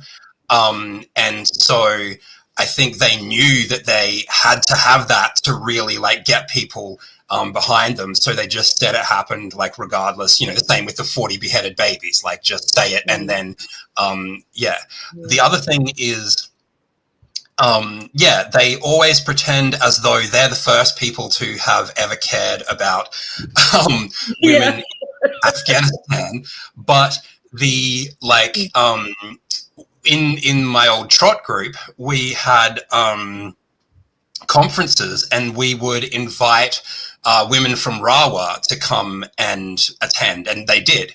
And Rawa is the Revolutionary Association of the Women of Afghanistan, or something to that effect. Actually run by Afghanistan women in Afghanistan, as I recall. Exactly. And you know, this was back like post 9/11, and there were people then who were like, oh, burqa, burqa, burqa. And and Rawa was like, no, the burqa is not like something we're concerned about at all. What we're concerned about is the US military coming in and bombing our country, and like, and the sanctions, yeah. And the sanctions, and these idiots don't seem to understand, like, okay, let's try to come up, you know, dumb people find metaphors and analogies hard, but they're a good way to illustrate points to anyone who can. Our audience, we're talking to our audience now. We're not talking to these crazy genocidal feminists. Yeah. Yeah, we're talking to our audience now. Welcome. Hello. So, take good analogies. The comparison I would give is like, say China decided that like US women were being oppressed by trans, and the way that they were going to solve that problem was to like militarily invade and basically like cut off all food to America, like in an effort to like assist in their invasion process to help the women from the oppression of transgenderism, of course. Like, what do you think that would do? One, do you think that would be successful? And do you think that would actually help to undermine transgenderism in the US? Or would people start to rally around it as like, this is our American thing against those evil Chinese people who are like starving us to death and killing us? And yeah, they don't seem to like apply that to anywhere else, which is like exactly what happened in Afghanistan. Afghanistan now is worse than it was in, say, the 90s, precisely because of the US intervention, I would argue, particularly because now the Taliban know the international community have no cards to play. What are you going to do? Reinvade again and like lose more? And the same thing with like women in Iran. The movement to kind of relax the restrictions around, you know, wearing veils and stuff like that was quite popular and quite fierce. But once the West endorsed Israel killing civilians in an essentially unprovoked attack on Iran, suddenly every woman who's part of that movement goes, oh, these Western women don't actually give a shit about like what happens to me or my kids. All they're concerned about is the perception that Islam is being weakened, and if I need to die in order to help that happen, they're more than happy for that to go ahead. So yeah, the things that they advocate in order to fix these problems just make them worse. Yeah, imagine that if your basic knowledge of that of what their paradigm is Islam bad. Islam is it's just rape and slavery and the most misogynistic thing ever, and barbaric, all the stuff, you know. Islam contains all that for them. That's all you need to know, you know. Unaware to say, it's like, you know, you guys are secular missionaries. You're there to spread your good news to convert the ladies, yeah, and the women. Like every imperialist or colonialist or insurgents always want to do. You want, obviously, it's good to get a hold of the women who have the babies and raise the children, and, you know, actually are how civilization continues. You know, it's just mindless. And it's also, like you said, it's and let me, since since we got into Afghanistan, we'll save some of the more of the eyebrow melting genocidal feminist statements for maybe later, and I'll bring up the cult of the Afghan woman here to absolve Western feminists of all their sins. They just really care about the Afghan woman. So let's see if I can find, okay. So here's the kind of stuff that WDI Afghanistan posts. So here you have this lady in traditional some Afghani wear, and she's imagining herself as you know, a doctor, I guess. And then you have another one over here, WDI Afghanistan. This is from this month. From an Afghan woman, they say, I want to count who truly stands with me during these difficult times. If you were with me, Reply with yes. I'm counting every one of you. Your support means everything. And if anybody goes and looks at this post, it is like a religious revival. You have these women like, yes, I'm with you. Yes, I stand for you. All these Western women, all these saviors, these white women's burdens, they're gonna save their sister. They're gonna, oh yes, yeah, you go only the things that's really bizarre. It's like, it's like you're like, yes, yeah. And, and it's just kind of like, I guess all the Afghan ladies are dreaming of escaping their country and their culture and going in a high-rise office space in a nice white suit with, I don't know, maybe rejecting people's health insurance claims. I don't know. So it was just like, I was like, what in the Orientalism is this? Yeah. And they got some pushback because people noticed that almost every time this WDI, Women's Declaration International Afghanistan, posted, that J.K. Rowling would repost it, saying how her heart breaks for Afghan women, and this is terrible. Why aren't countries doing more? And of course, if you go and look at J.K. Rowling, she has also mentioned Gaza 0 times, not one statement about what has befallen the women and children of Gaza, and or in Palestine, more broadly, Syria, Lebanon, etc. And I don't mention just the women and children because I don't care about men, but because these ladies are feminists. Yeah, they're all about the women and the children, all about the safeguarding. Don't like that toxic masculinity. Don't like that patriarchy. I'm assuming that means like warring and going crazy when somebody does you wrong or upsets you. Apparently not.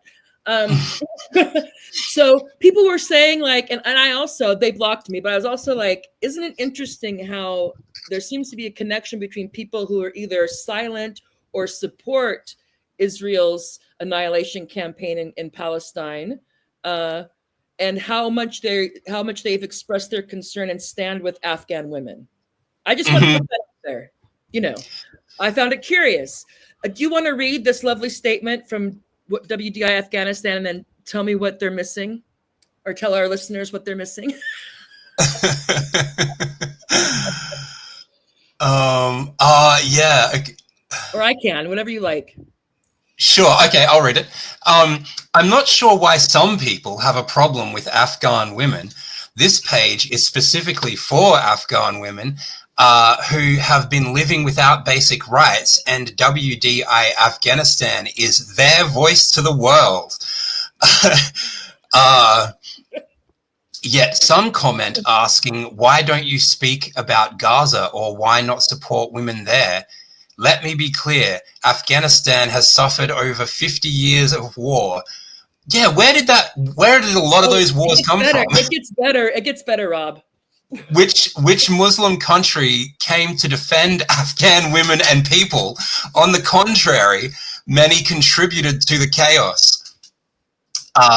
Where were the voices from Gaza or others when Afghan women were suffering for decades? In fucking Rawa, in the giant anti-war movement that campaigned against the war in Afghanistan, that was like as historically, yeah. Anyway, I guess like Iraq and Afghanistan. Think that Gazans were hip on American imperialism? Really? Anyway, go ahead. Yeah, we want justice for women everywhere, including Gaza. But let's also ask why Gaza is in this situation today. Right. So it's not just that we don't know anything about it. We have an opinion. Yeah, it is the result of a version of Islam imposed by its own people, just like in Afghanistan under the Taliban. This isn't about ignoring one group. It's about finally listening to Afghan women who have been silenced for too long. Yeah, classic.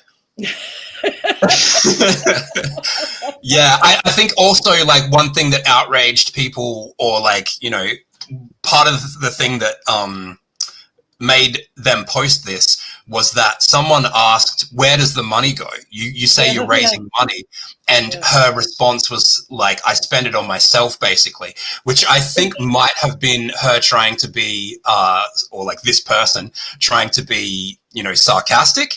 But yeah, they didn't take it that way, and I think it's. Do you think, Rebel? Do you think that they screened this post with Afghan women? Right. Yeah. Oh, definitely. You can't find a few. I mean, they're just like there's Miami Cubans. There's probably Miami Afghan women. Yeah.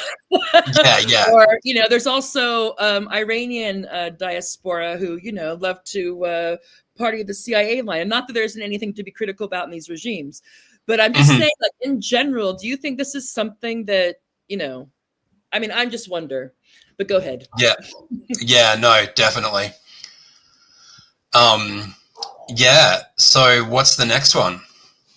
Okay, so this is why because as I remember you mentioning that they really wanted to push rape and beheaded babies right from October 7th before the dust had cleared. They had this right on the top drawer to start pushing out all the Hasbra, the Zionist harmonic orchestra, etc. But even though people still peddle that, they had the problem that there was no evidence of it besides their allegations. And then you notice that all of a sudden, the Israeli hostage, it sanitized all the genocide because they're not IDF occupation soldiers. They're not administrators for apartheid and occupation, ethnic cleansing. They're not illegal, crazy settlers or religious fanatics. None of that. No, they're the hostage. Ah! And you saw this sanctification. They were just dancing, or he got kidnapped from his tank. It's like, what? So you have that, and now you have the Afghan woman. So if you, quote unquote, this is my theory. If you stand with Afghan women and you care about the Israeli hostage, you can say any nasty shit you want. So far. Absolutely. I don't know how long this fetish is going to go on, how long these two cults can last, but they're still sticking with it, and they reverse it on you. Like anybody who has an issue with this white woman's burden, this Orientalism, this are you like a Mossad cutout? Any kind of concern about this? How it doesn't really sound like this is coming from who are these Afghan women who you're relaying messages for, or etc. No, it's none of that. It's just that we don't care. They're good. They care about these women who nobody else cared about. No Muslim cares about Afghan women. And if you have an issue with it, you're bad. You don't care about the Afghan women. You just want to talk about Jews. Yeah, and if there are women who disagree with them, they're terrorists, and they basically deserve to die. As well. So it's very effective.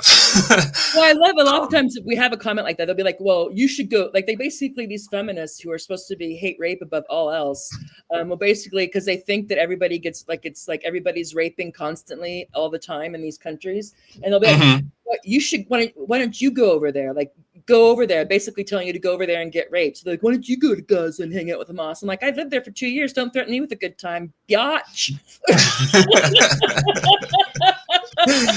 Yeah, and then it's like, well, you must work for them, like blah blah blah. If you're not as irrationally terrified as I am, they need me to tell them about Israel and the United States, whatever. Anyway, so again, and then Kelly J. Keane, of course. This weekend, the whole of London and other major cities will be shut down as they march for women of Afghanistan. Kidding. So again, it's this thing, like, she doesn't like anybody protesting for against what Israel and the US, UK, EU, Modi-backed Israel. That's terrible. That's bad. They're all stupid leftist women who don't realize how evil Islam is and how they just want to cover you and rape you and slave you, this type of thing. Halal your food, I guess. That's also bad. So she does this too, and for a longest time, she blocked me a while ago, but anytime anybody wanted to point out, just like, have you considered like the history of the area? Have you considered what, just basically like just factual historical record?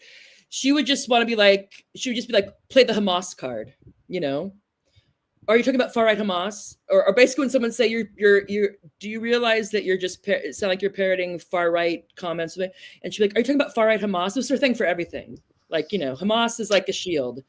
So she played the Hamas card, still does, like nobody's business. Yeah. Absolutely. Why don't you talk about Afghan women? Hamas.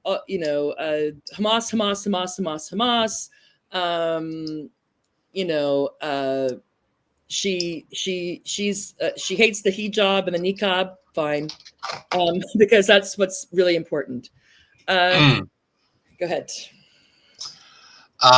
Yeah, I'm almost certain, like, if she's not being paid now, that is on her because she's definitely doing the work. And it's, very anti-feminist for her to do this work for free and not be paid. And given that there are influencers with much smaller platforms who are getting thousands of dollars from various Israeli Hasbara outfits, I can't imagine she's not getting paid by them now. And so that is why, one, like, a lot of the dumbness is probably organic just from her, but that economic incentive, I think, would definitely have sealed off any opportunity to try and break in there with any sort of have you considered kind of any more nuance beyond what she's already got. Well, and here's an example of this, and we can only go by what she says, and what she does and posts. We don't know what's going on in her mind, of course, or anybody else's.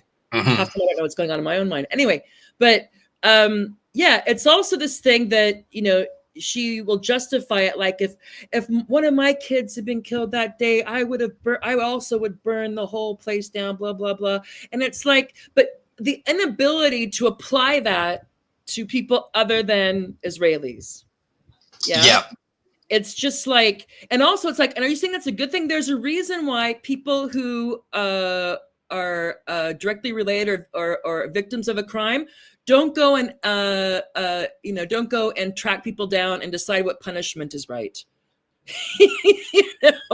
So it's like, if someone if someone did X, Y, or Z to my kid, I would have all kinds of feelings and revenge fantasies, maybe, but I would, would anyone say, your government should totally empower that, and that should be their policy?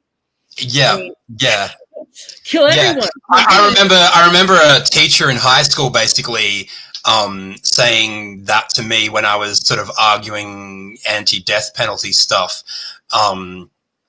and was like, well, what if this? What would you want to happen? And it's like, you don't care what I want to happen in any other context, but suddenly once I'm enraged and full of bloodlust, now you're like, oh yeah, what policy would you like to implement? So it's just really, the arguments aren't, who knows why she does what she does, but it's also interesting, again, with these genocidal feminists or these PERFs, they will believe absolutely anything that's negative about Islam. Anything. Case in point is this thing that made the social media rounds, at least on X last week, I think it was. So, world, Afghan women with one eye. This isn't a dystopia. This is the reality of 2025. In Afghanistan, women are now officially told that one eye is enough to see. They are instructed to cover the other eye with a patch under the burqa. This is not about religion. This is about control. And this is from some Hindu news thing. So she tweets this out and says, this is about hatred. But it also says this is not about religion, but you think it is about religion. Yeah. Well, So someone informs her this isn't true.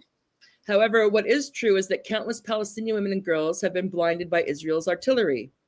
And then Kelly J. Keane responds, it's unusual to see a mother with her child. Still, at least she's not holding her as she cries, because that's not what mothers do, ...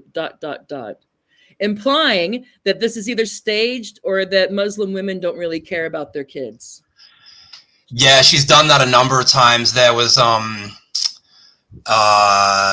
a woman, the video was like, what the fuck had happened? Like, she'd lost 4 kids and her husband on the same day, and was basically talking about it. And but she obviously used the term martyred, which, like, yeah, they triggers all do. Them. Sorry. Yeah. Martyr triggers them. Yes. Yeah.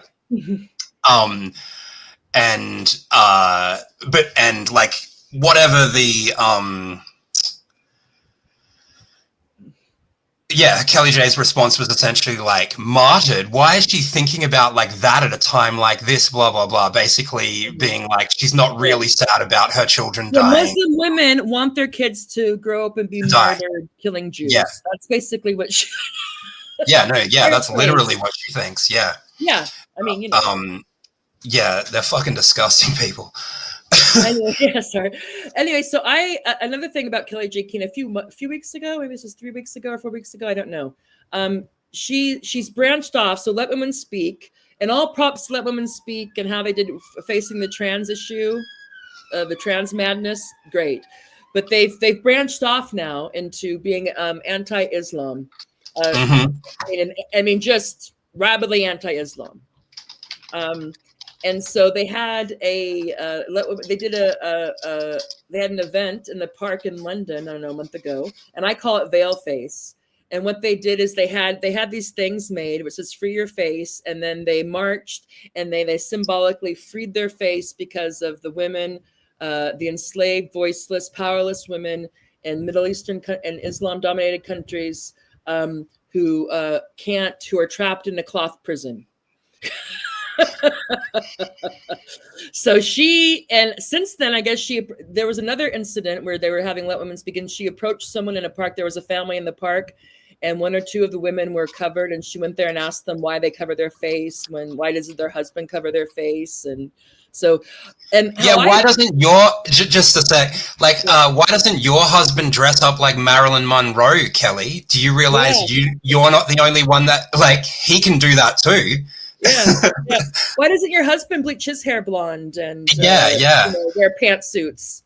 That woman, I don't want to shame her because she's a lovely little lady, but she needs to get some spanks when she's wearing that white suit.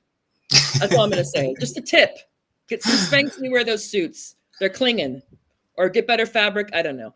Sorry, that's why I'm going Molly from the chest up. I will not do live streams filmed from behind, on purpose, at least. No, I'm very particular. Or free your, what's with this, free your roots, whatever. Yeah, but it's just, it's this, I can understand why people who don't like are uncomfortable by, I don't understand people who are uncomfortable by the hijab, just the scarf. I can understand why people find the niqab and the burqa, that type.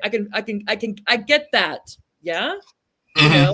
And if I lived in a place where they were like, if it was hypothetically like, you have to wear this or you're a whore and we're going to stone you and everything bad can happen to you, you're a non-person, I would be very unhappy about that. Okay. However, this weird thing, you can just go up to a woman and be like, why do you wear that on your head? Why does your husband wear it? I'd be like, fuck off. Who the fuck are you? I'm not making you wear it. I'm not putting on your kids. And like this is like the thing about them all like dressing, like having a bunch of white women who don't wear veils at all, like who hate Islam. Who hate Islam. Islam in their head. It's like the ultimate, like, and really like it's the clash of civilizations. I mean, dressing up in veils and then taking their veils off is does nothing for anyone. Yeah, any woman in the Middle East. Or here, it's fun for them. The thing that I had noticed is that, like, there have been, so I was, like, you know, fiercely pro let women speak, basically right up until shortly after, shortly after she came to Australia. But one thing that I had always, like, thought was a bit curious was that at none of the events that I'd ever seen that she did in England or Australia or anywhere else in the world had there been a single woman in a hijab or, like, anyone visibly Muslim. There was a politician who said, like Moira Deeming, who's the Australian politician who got caught up in a big thing because she went to the Let Women Speak demonstration. She said she had a Muslim friend who was going to come to the demo but got scared off by the, you know. The Muslim friend. Yeah, the Muslim friend. Or the, the friend or whatever friend. Yeah, and he agrees with me. That was the closest. Each other's faces and paint each other's nails. Yeah. Yeah. That was the closest but the closest that I'd ever seen, like, a Muslim come to participating in this movement. And so, yeah, I just thought, like, and plus it seems as though Muslim people in general are more anti-trans than the rest of the population. So if you have this ostensibly bipartisan, non-faith, like, movement that's anti-trans, how come you can't mobilize a single Muslim woman? And yeah, then, you know, it took the turn that it did. It's almost like Rubble,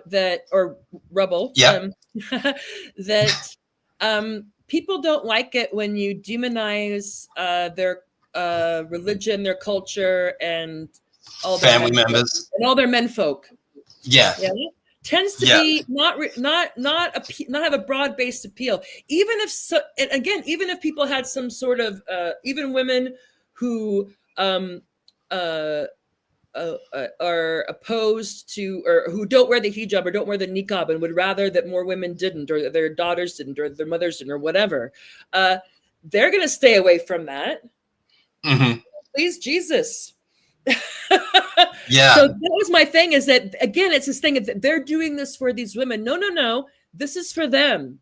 They enjoy it. They get off on it. It's a power trip. It's superiority. They go on there and be like, you know, emasculate and talk about Muslims, men, small penises, and they can't handle seeing women and all this stuff, and take off cover your face. You look fucking ridiculous, but it's for them. I'm like, how this is veil face, like blackface. Absolutely. I'm sure a lot of people do blackface also, like, whatever.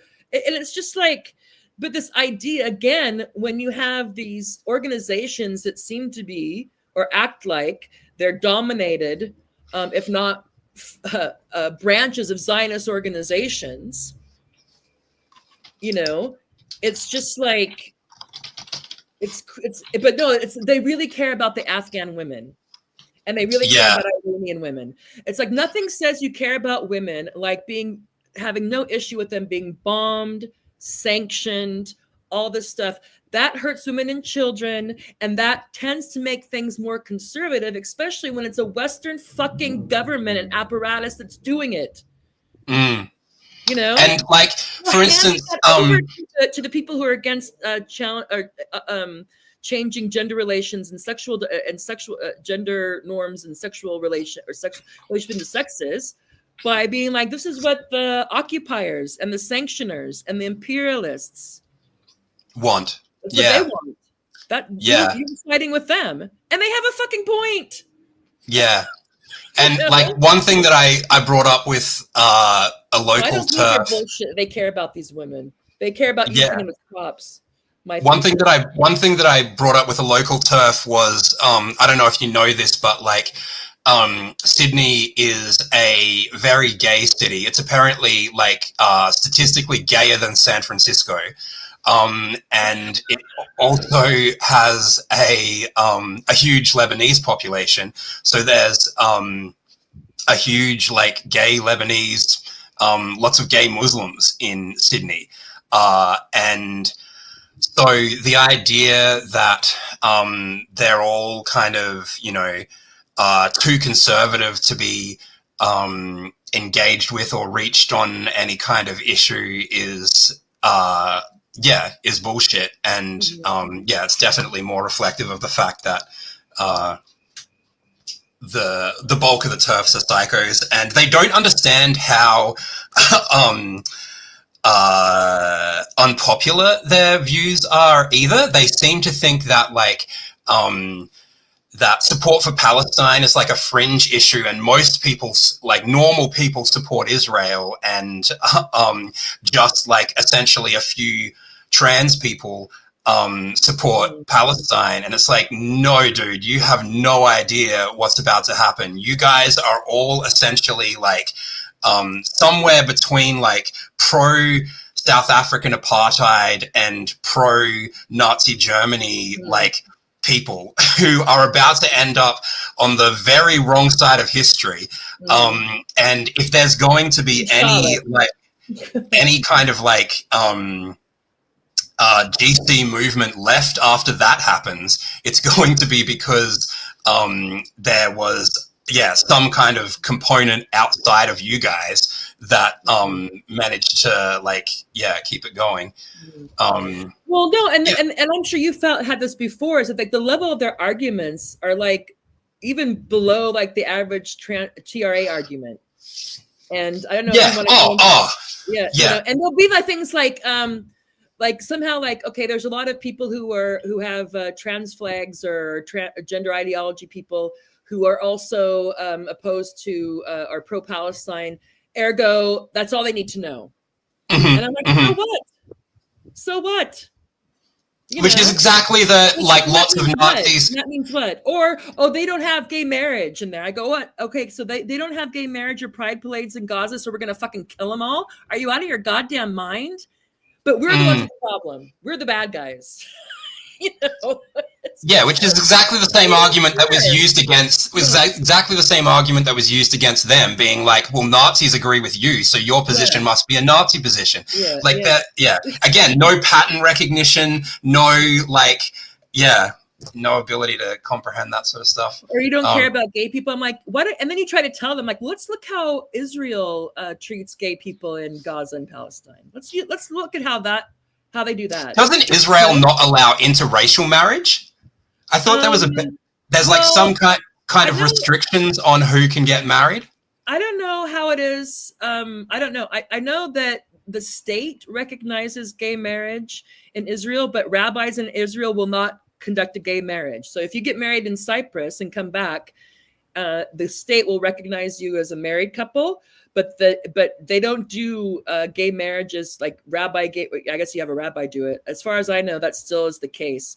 How they are, Israel is so racist. I can imagine that there's not a lot of Ethiopian Jews married to Ashkenazi Jews, but I'm sure there's a few, but they're also good tokens for them. It's like, look, we have this, look at our Jewish, look at our Black Zionists over here. We're racially cool.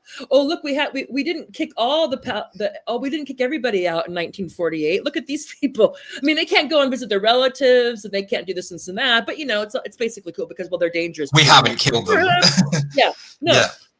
But it's and I also, because they have this idea that, like, again with women, like that every moment of every day, inside and outside the houses across the Middle East, you're just one hair width away of being raped. If you're a woman, that seems to be what they think. And if you're a gay person, you're just one in like any moment of any day, inside, outside the house, you're in danger of being taken and pushed off a cliff or hung. That's what they think. And I'm not going to say there isn't, that it's easy, officially it's easy to be a gay person, an out gay person in a lot of these countries. However, what I will say, if I can, an anecdote from Gaza, is that when I was there, one of the things I did practically every weekend, I would spend like a whole day at this place called Rosie's. So I'd get my hair done, not just to kind of be like, like a wash and a blow dry and a hair massage and a manicure and a pedicure and probably some sort of facial and, massage. I would just be like, because it was cheap and I was just, relatively cheap. And usually it was segregated. So women, if you went to a women's place, it would just be women who would be doing all this stuff to you. Yeah. And then men go to men. But in Rosie's, I mean, they had 2 male employees, and they weren't like doing like the full body massage or something, but hairstyle and like some facials and stuff. And these 2 people were as gay as the day is long. So gay. These 2 guys. So gay. They were gayer than Sydney. Yes. And it was fine. I mean, they didn't say I'm gay. And I wasn't like, are you? I don't know if it's like a don't ask, don't tell thing. Mm-hmm. But, you know, I mean, it's just like, just take that as for what you will. They were not trying to hide it. I mean, you would have to willfully try to tell I mean, it was just obvious that these people were gay. Now, you know, maybe they're also married. I don't know. I didn't pry. But it's this idea that there's also the same thing in Iran. And I'm not saying it's great or, you know, but that's for that society to figure out. Yeah.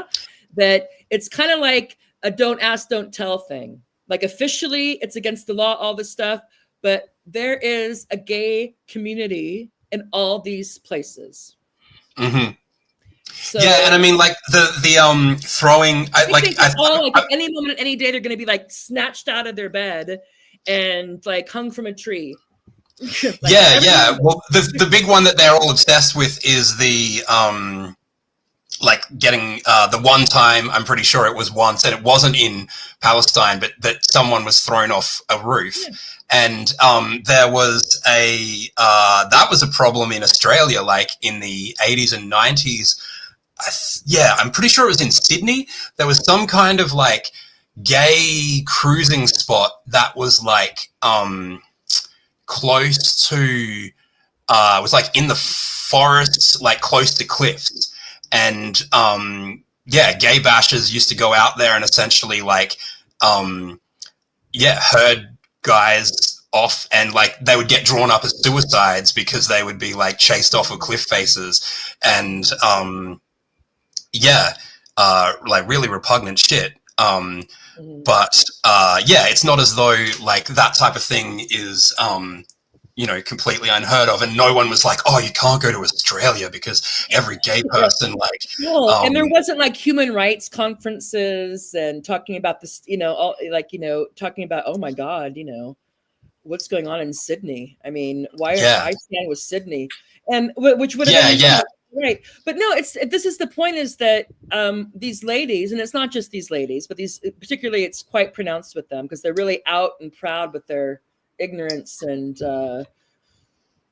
racism, etc.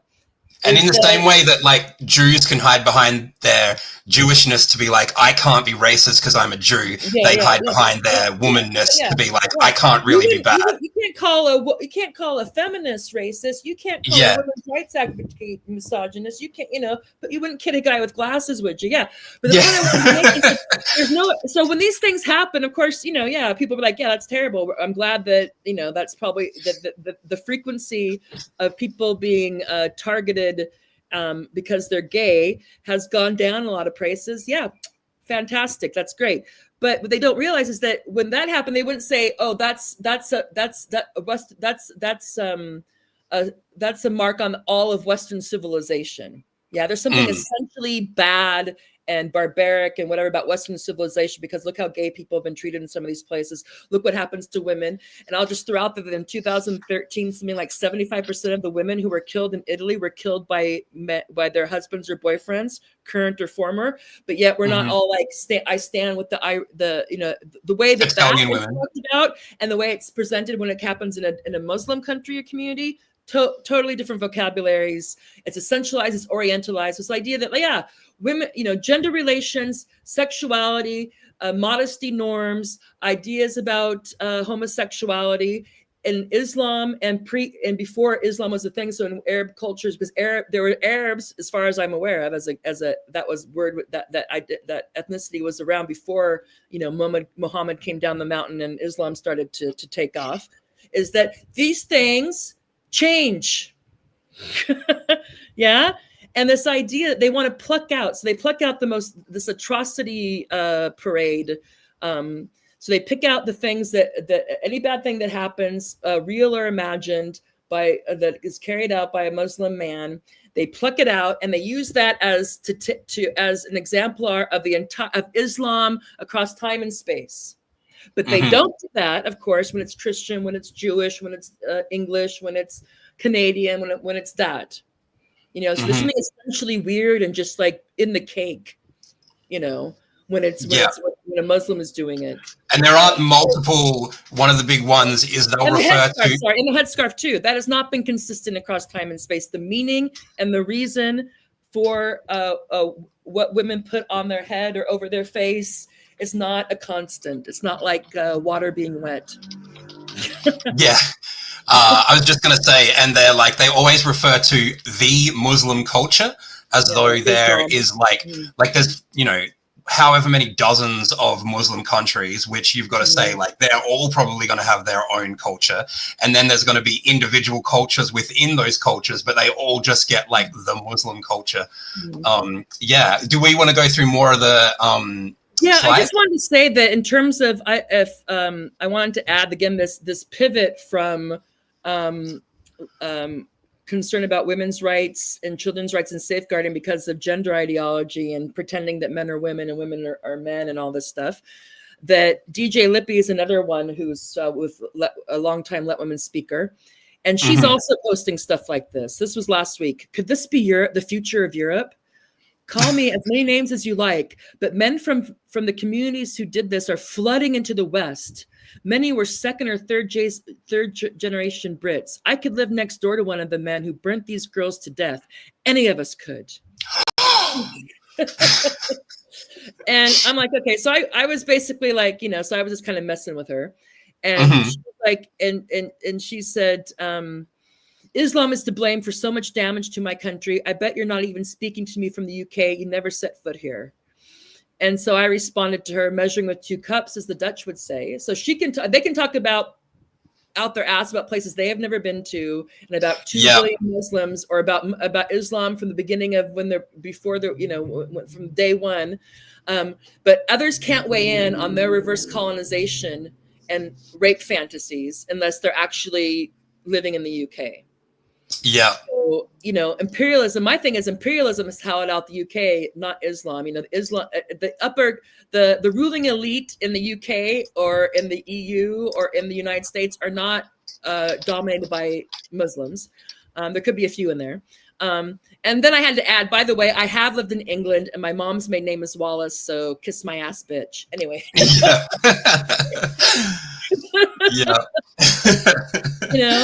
And then she says, so then I ask her, like, what specifically has Islam caused in the UK? And so then she gets back: grooming gangs, female genital mutilation, honor killings, teachers hiding for criticizing Islam, cousin marriage, and Humza Yousaf. Humza Yousaf is like, he's a MP in Scotland. And I think he took over briefly when Nicola Sturgeon got kicked out or had to leave. And he's a Muslim, but he was born in Scotland. And so then I have to, mock them. Things caused by Islam, according to English Rose Lippy: grooming, prostitution, and rape, invented by Islam; female genital mutilation, invented in Islam; murder by a family member, also caused by Islam; cousin marriage, and the Scottish politician Humza Yousaf. So I use this, and this is a good thing to use on these people. I don't, from the Princess Bride, I do not think it means what you think it means, this word you keep on using. It's like, I do not know what caused means. Yeah. So something bad happened, and the person that did the very bad thing, is Muslim. Okay, they're Muslim, or their grandparents came from Pakistan and they were, whatever. Fine. But that's different than what these people say. They want to say they did it because they're Muslim, or because they're Pakistani, just like the Nazis did with the Jews. It's not that the Jews happen to do this. It's because they do this because they're Jewish. And if you don't see them doing it, it's because they're tricking you. Yeah. Yeah, the parallels between the Nazi propaganda and their like anti-Islam propaganda is are really, really strong, which is so ironic because Kelly J. Keane used to speak so often about like, we know we're the ones that like would have stood up during Nazi Germany and helped hide Jews and blah, blah, blah. And it's like, no, you're the violent anti-immigrant extremists. You would have been in the Nazi party and you would have been going on about like the Jews are doing this to like German women and girls and et cetera, et cetera.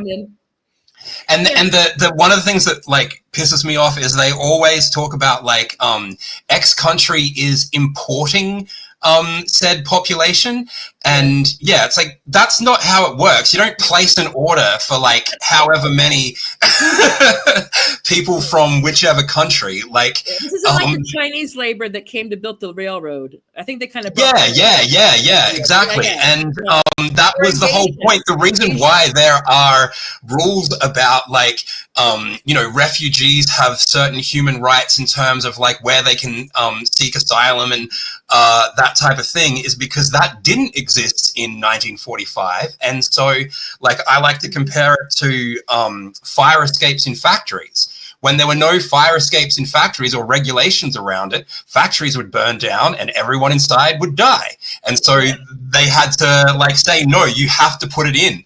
And similarly, when everyone like got killed in Germany, it was like, no, okay, now you can just flee and you can seek asylum anywhere, because if we don't let people do that, then shit like the Holocaust happens. And in the name of Jews, they're now being like, no, we need to have like these tight borders and everyone needs to stay where they are and etc. I just quickly need to go to the toilet again. I've got I'll be back soon. I'll keep it a go. I'll riff on that while you're gone.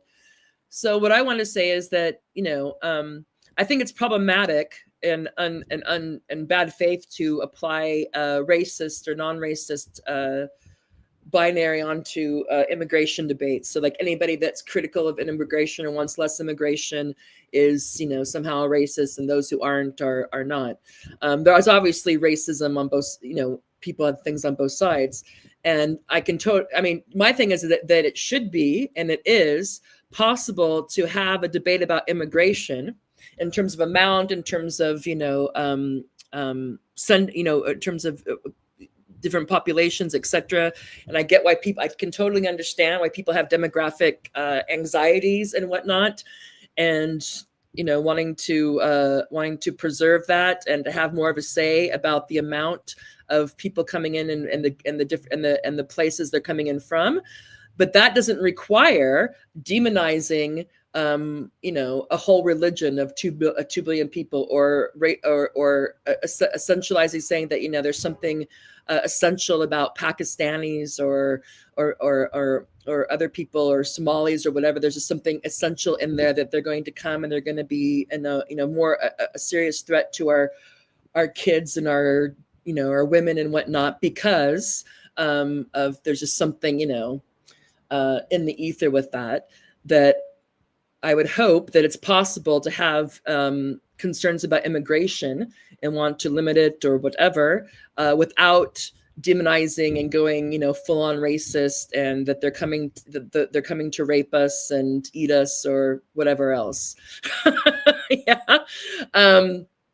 Anyway, so just to move on to, again, that this is from last week or from a few days ago, that so these ladies, these genocidal feminists and these PERFs and the this isn't just, it was a while and then the smoke cleared a bit and they calmed down a bit and they got somewhat more measured, or at least caring about their reputation with the things they would say about what's going on in Gaza. But this is August 22nd, and an organization called Palestinian Deep Dive, I guess, or maybe it's a podcast. So there was two ladies, two Palestinians, from Gaza. I don't think they're in Gaza anymore, but they were born and raised in Gaza. The other lady, maybe she was, I can't remember. But anyway, they're basically talking about what is it with all these feminists who are silent through this genocide, who can't seem to see Palestinian pain and suffering, or to care about what's happening with women and children. And mentioned J.K. Rowling in particular, and mentioned that, it's really difficult because, her books are so important in Gaza. Palestinian children, have, the last couple, since they came out, loved those books. And that trying to feel like, why she hasn't said one word about that, but yet she'll retweet all this Orientalist WDI Afghanistan stuff. They tag her and everything now. So Matt Kennard, who's a good follow, he shared these two women talking about what's with the feminists, not saying anything about us being bombed, shot, starved, assaulted, sexually assaulted like fish in a barrel, not just since October 7th, but obviously it's become quite intense there. Anyone paying attention. And so Net Moms, who is a member of Let Women Speak, I think she's like one of the office chapters or something like that. I checked her bio, and she responded. This is her response to two women, two Palestinians from Gaza, talking about the silence of most feminists and women's rights advocates in the West. And Net Mom says, "Why do you cover your hair? Why don't Muslim men do this?"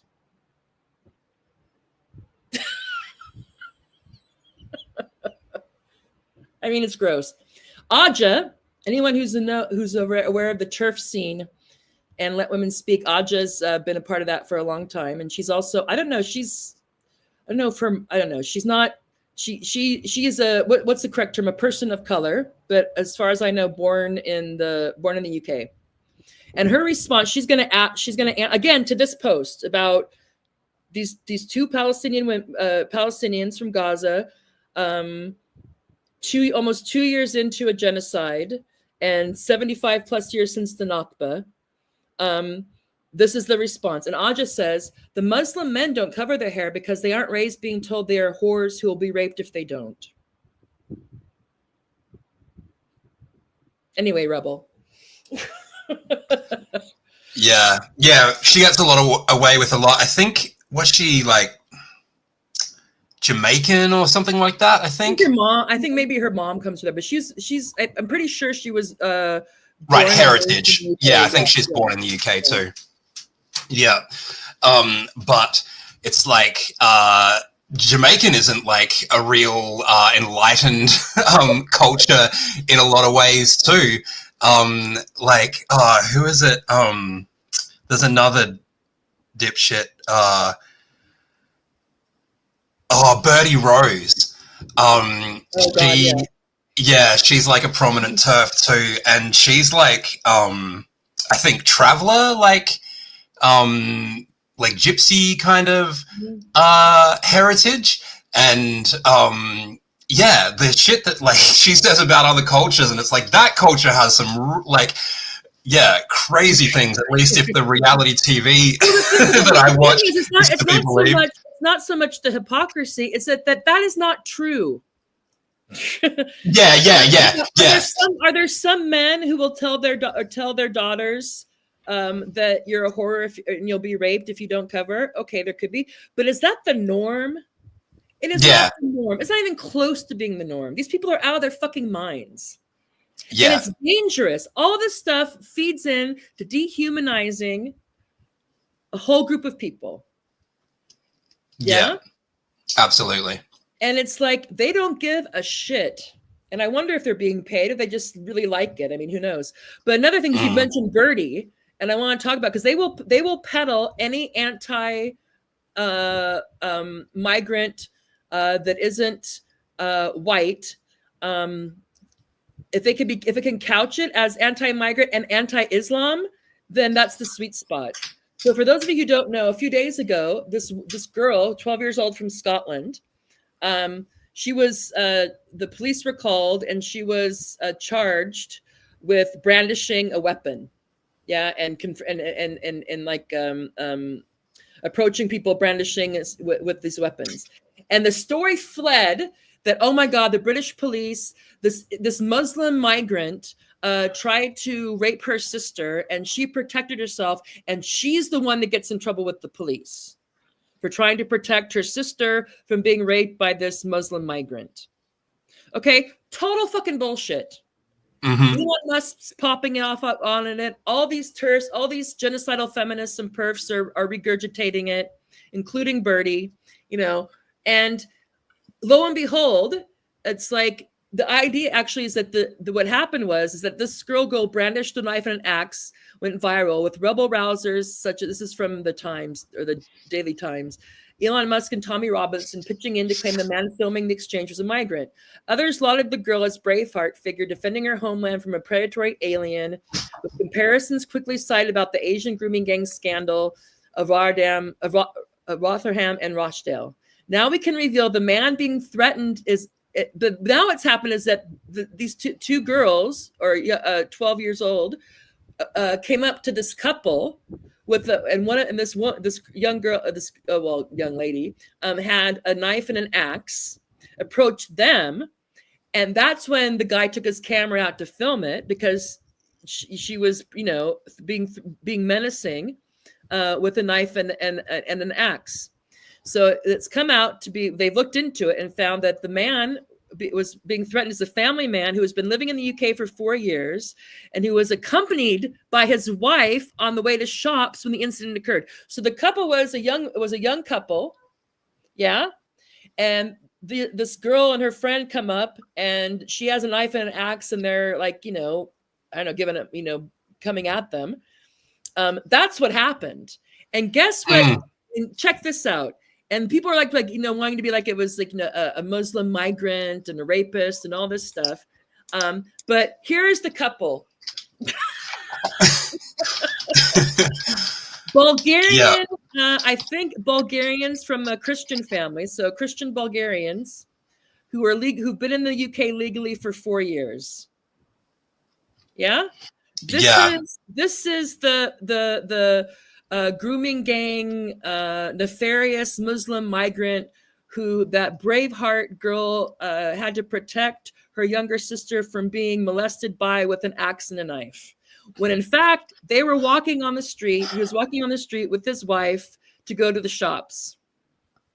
And part of it, I think, they said that the police reviewed CCTV, so there was like more than one thing. But that's not even good enough because I've seen people since then be like, well, he shouldn't have been filming them. And it's like, because they attacked him with, or tried to attack him, or brandished a fucking axe and a knife, you can't at least, record that. But also, that's not the first, like, there's obviously lots of, that's not the first thing that's gone through the anti-immigrant kind of campaign. That's total bullshit. Michael posted a thing recently, King Critical posted a thing recently about how relentlessly those people are lying about all these different incidents. And one of them was a thing Tommy Robinson had reposted, which was two black guys with a white kid, and they were sort of like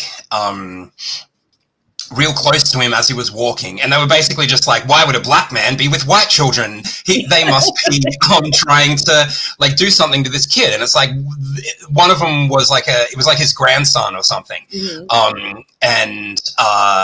that doesn't matter. That guy's life now, he's being targeted by crazy racists who've called him a groomer and completely ruined his life, completely fabricated. And they get these campaigns every couple of weeks or every other week, and no one thinks like, oh, we were wrong about all the other ones.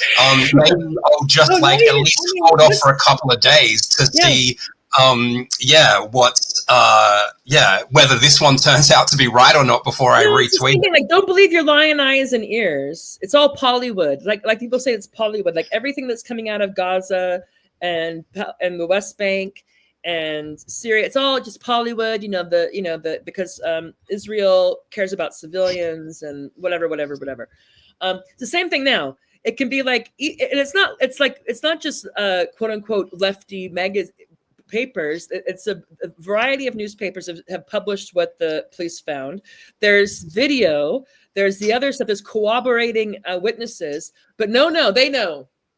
Well, he filmed her. It's like, yeah, if you're a dude and two young girls come at you and they're being in a weird manner, yeah, and the post Me Too, fuck yeah, you're gonna film that shit. As a foreigner, especially. Yeah, absolutely. Oh my God. I mean, people do that all the time. I mean, it's just, well, I mean, so yeah, but it doesn't matter. I mean, I don't know if they're on the mailing list, but all that stuff goes through these ladies now. You have DJ Lippy, who used to just be like, I don't know, she did DJ stuff and she'd go out and she like decided that she was going to go to let women speak. And now all of a sudden she's like, is this going to happen to Europe? Are they going to cage us and make us into rape slaves? It's like, no one's coming for you. They're not that into you. They're not going to come and adopt the Sharia law. They're not coming for you. Calm down. Yeah. Unless, like, for whatever reason, Israel wants to plant a false flag in your country or something like that, you're probably going to be okay. But it's not that Muslim people are perfect or Muslim guys do no wrong. No, but it's just like there's some like this idea that, I don't know if Soros is behind it. Like there's just like, Islam. And it's like, yeah, if you want to have an issue with migration and the hauling out of your country, you should look up and be like, who benefits from that? Yeah. Look at the push and pull factors, people. Push and pull factors. Yeah. And then it's like, if that's what you're really concerned about, then stop being concerned. It's great, but they just will rape us. That's the only reason we don't want them to come, because they're just barbarian rapists who will rape all of us. Okay. It's like, so then stop supporting these wars in their countries that make them want to leave. Like, the push and pull factors. Anyway, what's with the hijab? I had to do this because when the lovely genocidal feminists and PERFs and Let Women Speak and Party of Women people, and again, I'm not saying everyone who participates in Let Women Speak or Party of Women or genocidal feminists or PERFs, but a lot of them are. So that's just based on their own words. Okay. Yeah. So my thing is, after that, is like, that's why I use this. I changed the things. Usually this is about Western journalists, but I'm like, feminists, what's with the hijab? Yeah. Everything else is normal. Oh yeah, your kid's dead. That's whatever. But what's with this weird head thing? Yeah. I mean, it's just like, and I know we've been going for a while. I just want to share with people the lovely, if you think I'm just making this stuff up, and this is just a sample. So you have Mother Turf. Islam says, this is, she's telling me, Islam says your face is on show, your opinions are worthless, and do you venture out without a male chaperone? It's like, whatever. Sister Vigilant said, hopefully not one male will be left once the IDF is finished. She's lovely. Belissa Cohen, Turf Ultra. Again, I don't know if you want to talk about this, but one of the things is that they were really, the Turfs are really upset about the no debate, the cancel culture, the not allowing for different opinions. And Belissa Cohen, Turf Ultra, outed Jennifer Billick, who's you should follow. She's amazing on the transgender stuff, focusing on it from political economy and big tech and big pharma and whatnot. Not on just the pervy guys who want to listen to us pee.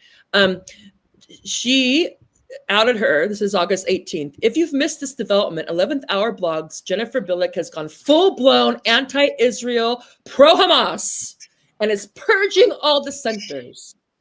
And this is great. Again, they're brilliant people. The tiny country of Israel, which was attacked, is causing a genocide in a country whose population is growing, not shrinking. All right. We're so small and innocent. We're so tiny. We're small. And again, Gaza's not a country, dipshit. They don't have a you won't let it be. They've been besieged. There's no Air Force. There's no Marines. There's no National Guard. There's no airplanes, helicopters, tanks. There's no way of, there's no air defense. There's no nothing. You have some militias, some armed resistance militias with old guns and homemade explosives. That's what you fucking have. Yeah? Who are opposed to this group of crazy people who are funded by the all the powers that be, who aren't into it. Anyway, so somebody provided more evidence of her, like saying like whatever, just basically like, you know, that just I think questioning her understanding of genocide. And she writes back, poor starving Gazans. Hey, UN, please send Gazans a few truckloads of treadmills, not food. They're in danger of being genocided by obesity. This is this month. Oh, yeah, right. Yeah. Cassandra the Oracle. This is her to me. Tell us more about this, you crackhead. More Hollywood productions for the dumbest cunts on the planet to coo over. You should honestly be ashamed of how dumb you are.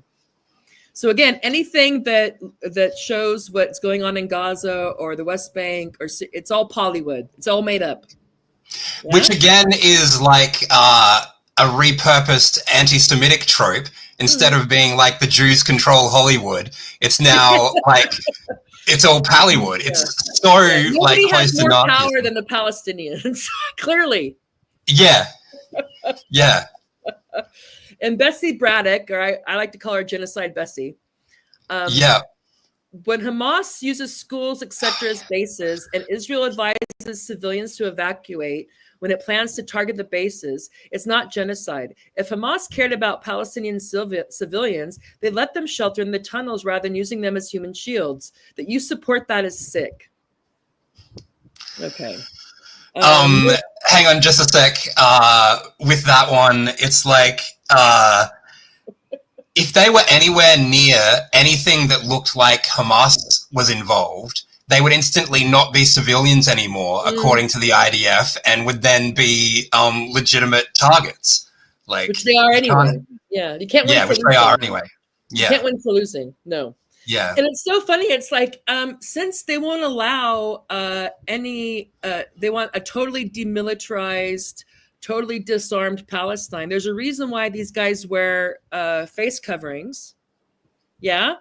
And so if they were to be like, okay, well, we don't want to put anybody in danger. We're going to have our Hamas training camp here, and we're going to store this stuff there. How long would that stuff last? Yeah.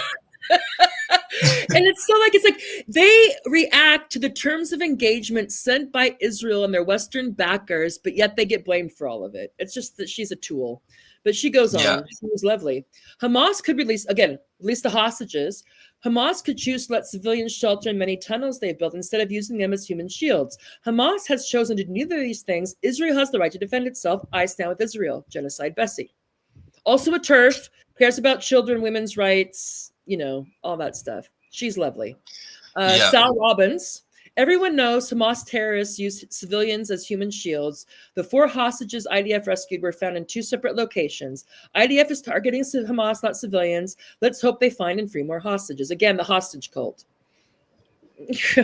And like there's actual footage of the IDF strapping Palestinians to the front of armored personnel carriers and using them to go into buildings ahead of them so they won't be targeted. Like you don't give a shit about terrorism, you don't give a shit about human shields, you don't give a shit about like any of the things that you pretend to. Well, it's also like I joke with them now because I used to try to be good faith and like give information. And now once it's clear that they're just, this far out, it's like, whatever, just shame and mock. It's like Israelis knew Hebrew for human shield.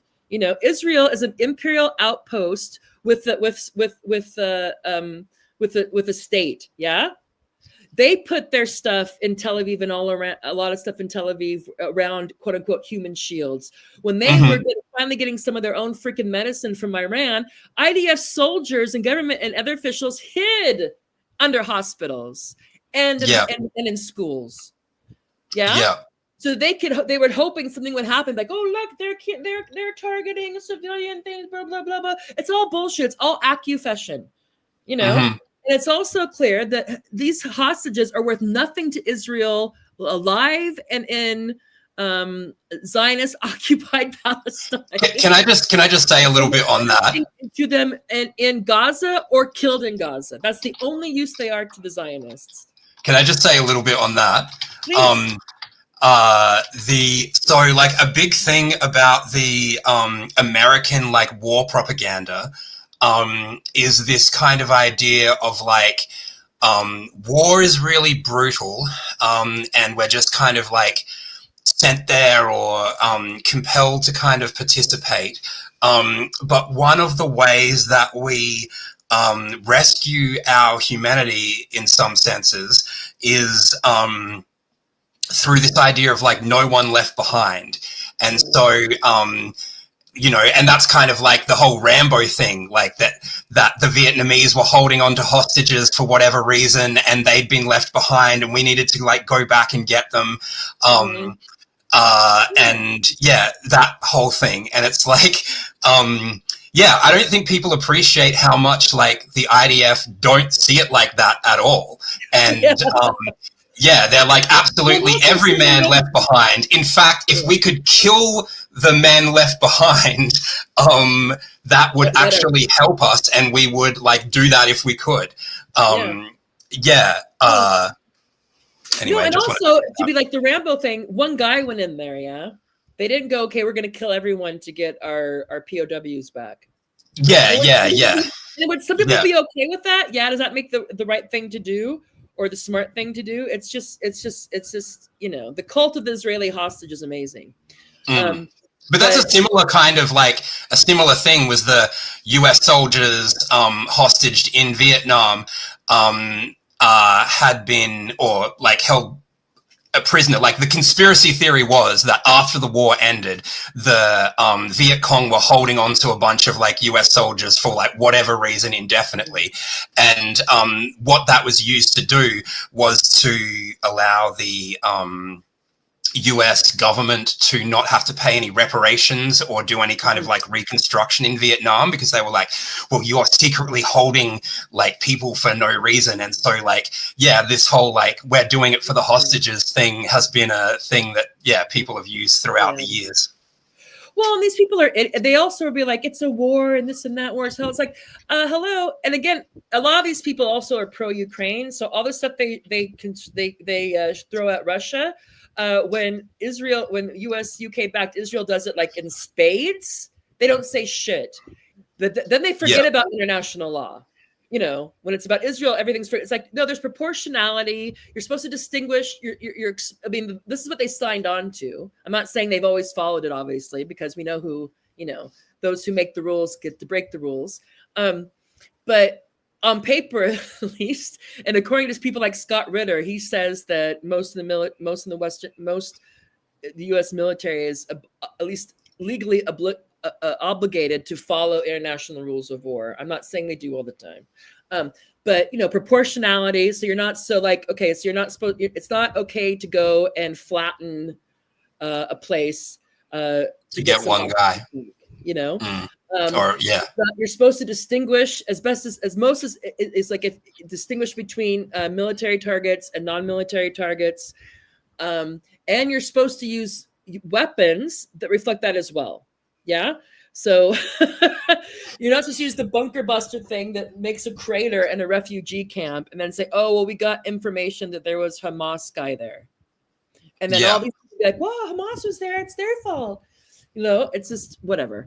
And yeah, it's like, do none of you remember Abu Ghraib? And did any of you stop supporting the US military after Abu Ghraib? Like, yeah. Anyway. No, yeah, it's crazy. So a couple more before we wrap up.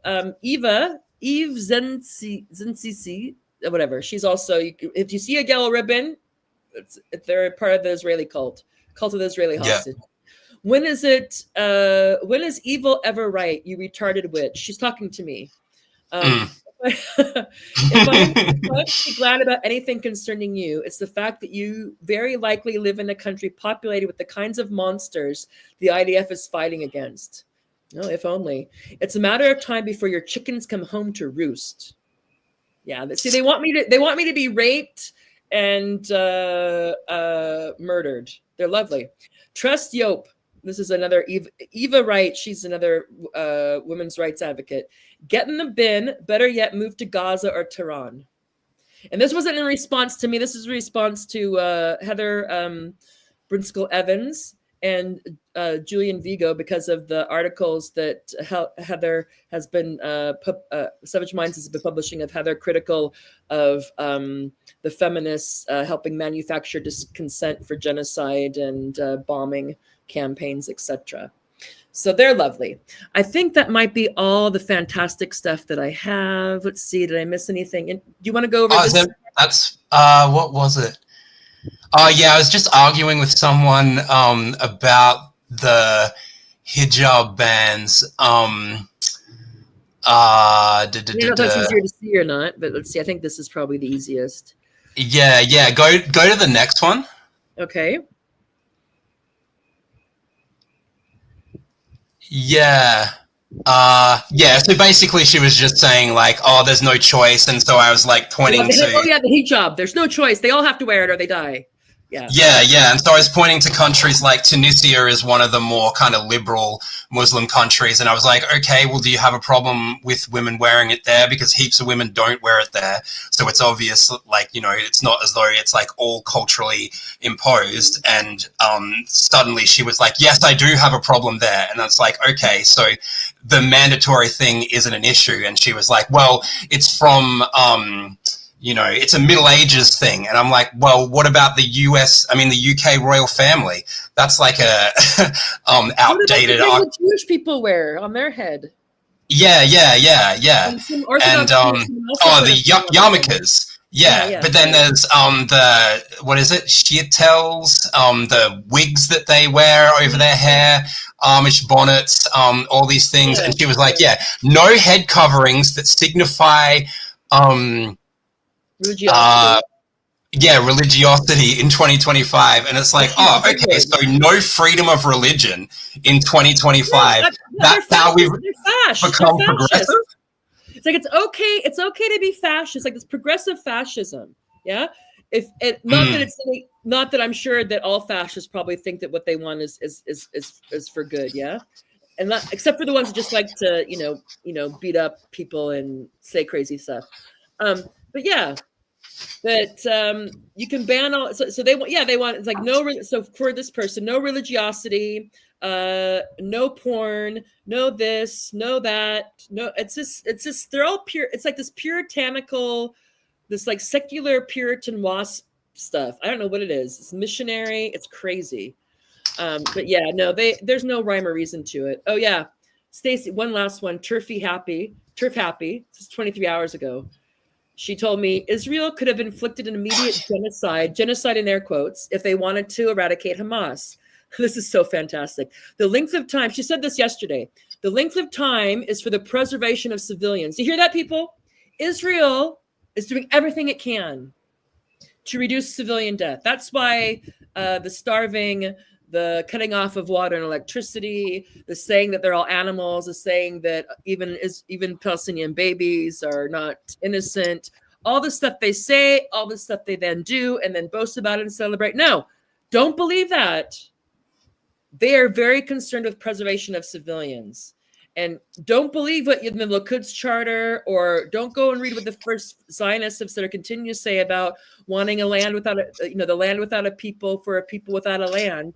And you can't have a Jewish-dominated ethno-state with lots of people who aren't Jewish there. But good luck. Can you believe this? I saw someone... Yesterday, this crazy woman is saying this, and she probably believes it.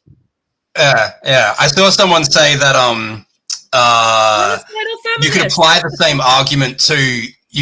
same argument to the Nazi Holocaust. Like, oh, well, they took so long. Like, why did they take so long if they were trying to kill everybody? Like, if it was a real genocide, it would have happened in 2 weeks. But clearly, they're like, if you can't get your genocide done in a week. Yeah. Rome wasn't built in a day, but a genocide shouldn't take you more than a week. Every good dictator knows that. And that's in the Geneva Conventions. Yeah. Anything longer than a week isn't a genocide. How long did they take, though? Because yeah. how successful were they? I mean, if they killed, they've killed more civilians and more kids and women than any other war in recent memory. But how long did that take now? I mean, because that's, Yeah. That's probably because they were concerned. That's the only reason why things take any time in the military, is because people are concerned about human rights, etc. Yeah. Yeah, well, this was great. I'm glad. We got to do it. I lost the chat, so I don't know if anyone had any sound problems on my end, but I'm sure your chat would have raised some alarms if there were. Thanks so much for coming on and doing the StreamYard stuff for this chat. And I'll talk. Yeah, I want to say everybody should go, whether you're watching on one of my Morbid Symptom channels or Tara Van Dyke on X or the Substack or on Rubble of Empires, please do like, subscribe, share, etc. If you have a question or comment about this topic, let us know either under the video or online, and we'll try to get to it for the next time we join streams, or he's on my stream, I'm on his stream, because unfortunately these crazy ladies, I mean, again, genocidal feminists, I don't think it's a bug. I think it might be a feature. Mm-hmm. And unfortunately, the cult of the Afghan woman is something to behold, I have to tell you. One thing though, I had heard from someone in my comments said that radfems on Tumblr are way different to radfems on X, and that heaps of them, I don't know, but this is what they said, was that heaps of them have been posting about Palestine. So I've been thinking about getting onto Tumblr to see, about that. But anyway. I mean, genocidal feminists are a group of feminists. I'm not saying that all feminists are genocidal or are part of the cult of the Afghan woman or the cult of the Israeli hostage or PERFs. No, they're obviously. But this goes, the thing is that, obviously there needs to be a hegemonic battle waged in feminism. Yes. Because it's not just a few and it's not just randos. There's some really big name people who fought, who are the best thing you can say about them is they hadn't said anything, but a lot of them are actually, it fits the bill of genocide denial or apologia or outright support. Absolutely. And so feminists need to reckon with this. There's this division. There's the thing about blaming everything on the patriarchy, which is largely fantastical. Like you said, capitalism dispatched with the patriarchy a while ago. So there's vestiges. So, the rule of the father, it's not for most places, sorry. And then they need to look at that craziness about attributing original sin to men. And pathologizing everything that's masculine that they don't like. And there's that division, there's this division, and then there's the division that a lot of feminists will say you're not feminist if you're not for trans rights. If you don't think that trans women are women in every way that matters, you're not a good feminist. Feminists need to get their freaking house in order, because it's a mess and there's a lot of nastiness in there. And that's why I'm saying smash the feminist patriarchy. Smash the feminist patriarchy, smash the feminist Zionism, fascist feminist imperialism, Orientalism, colonialism. Get right with your political economy. Yeah. And hello, there's two kinds of us, men and women. We got to figure it out, people. Anyway. Yeah. Rubble, bring it home, baby. Bring it home. I think that's it. That's everything. Thanks so much. Okay. I'll see you all soon. I'm have a recorded video that I want to make with some funny rebuttals to various stupid arguments by before you go, did you ever get a response? Wasn't Kelly J. Keane supposed to come on your show? What happened to that? I've been trying to. I offered her, like when I actually spoke to her on her show, I said I'll pay you so I can like explain to you like what's going on in Gaza, and she was like, oh no, I've seen everything before. Quickly tried to get out of it. And another time I got into a chat and was like, she was like, oh, I'm so desperate for money. And I got into the chat and was like, I'll give you like $400 if you do an interview. And then when it came to it, like I messaged her and she realized what she was going to have to talk about. And she was like, I can do without the money, thanks, because I'm probably getting paid by someone else who will cut me off if I accept this money. But we don't know that, but I do know that. Yeah, I've been goading. But there was one time when she said, you're trying to force me to talk to you.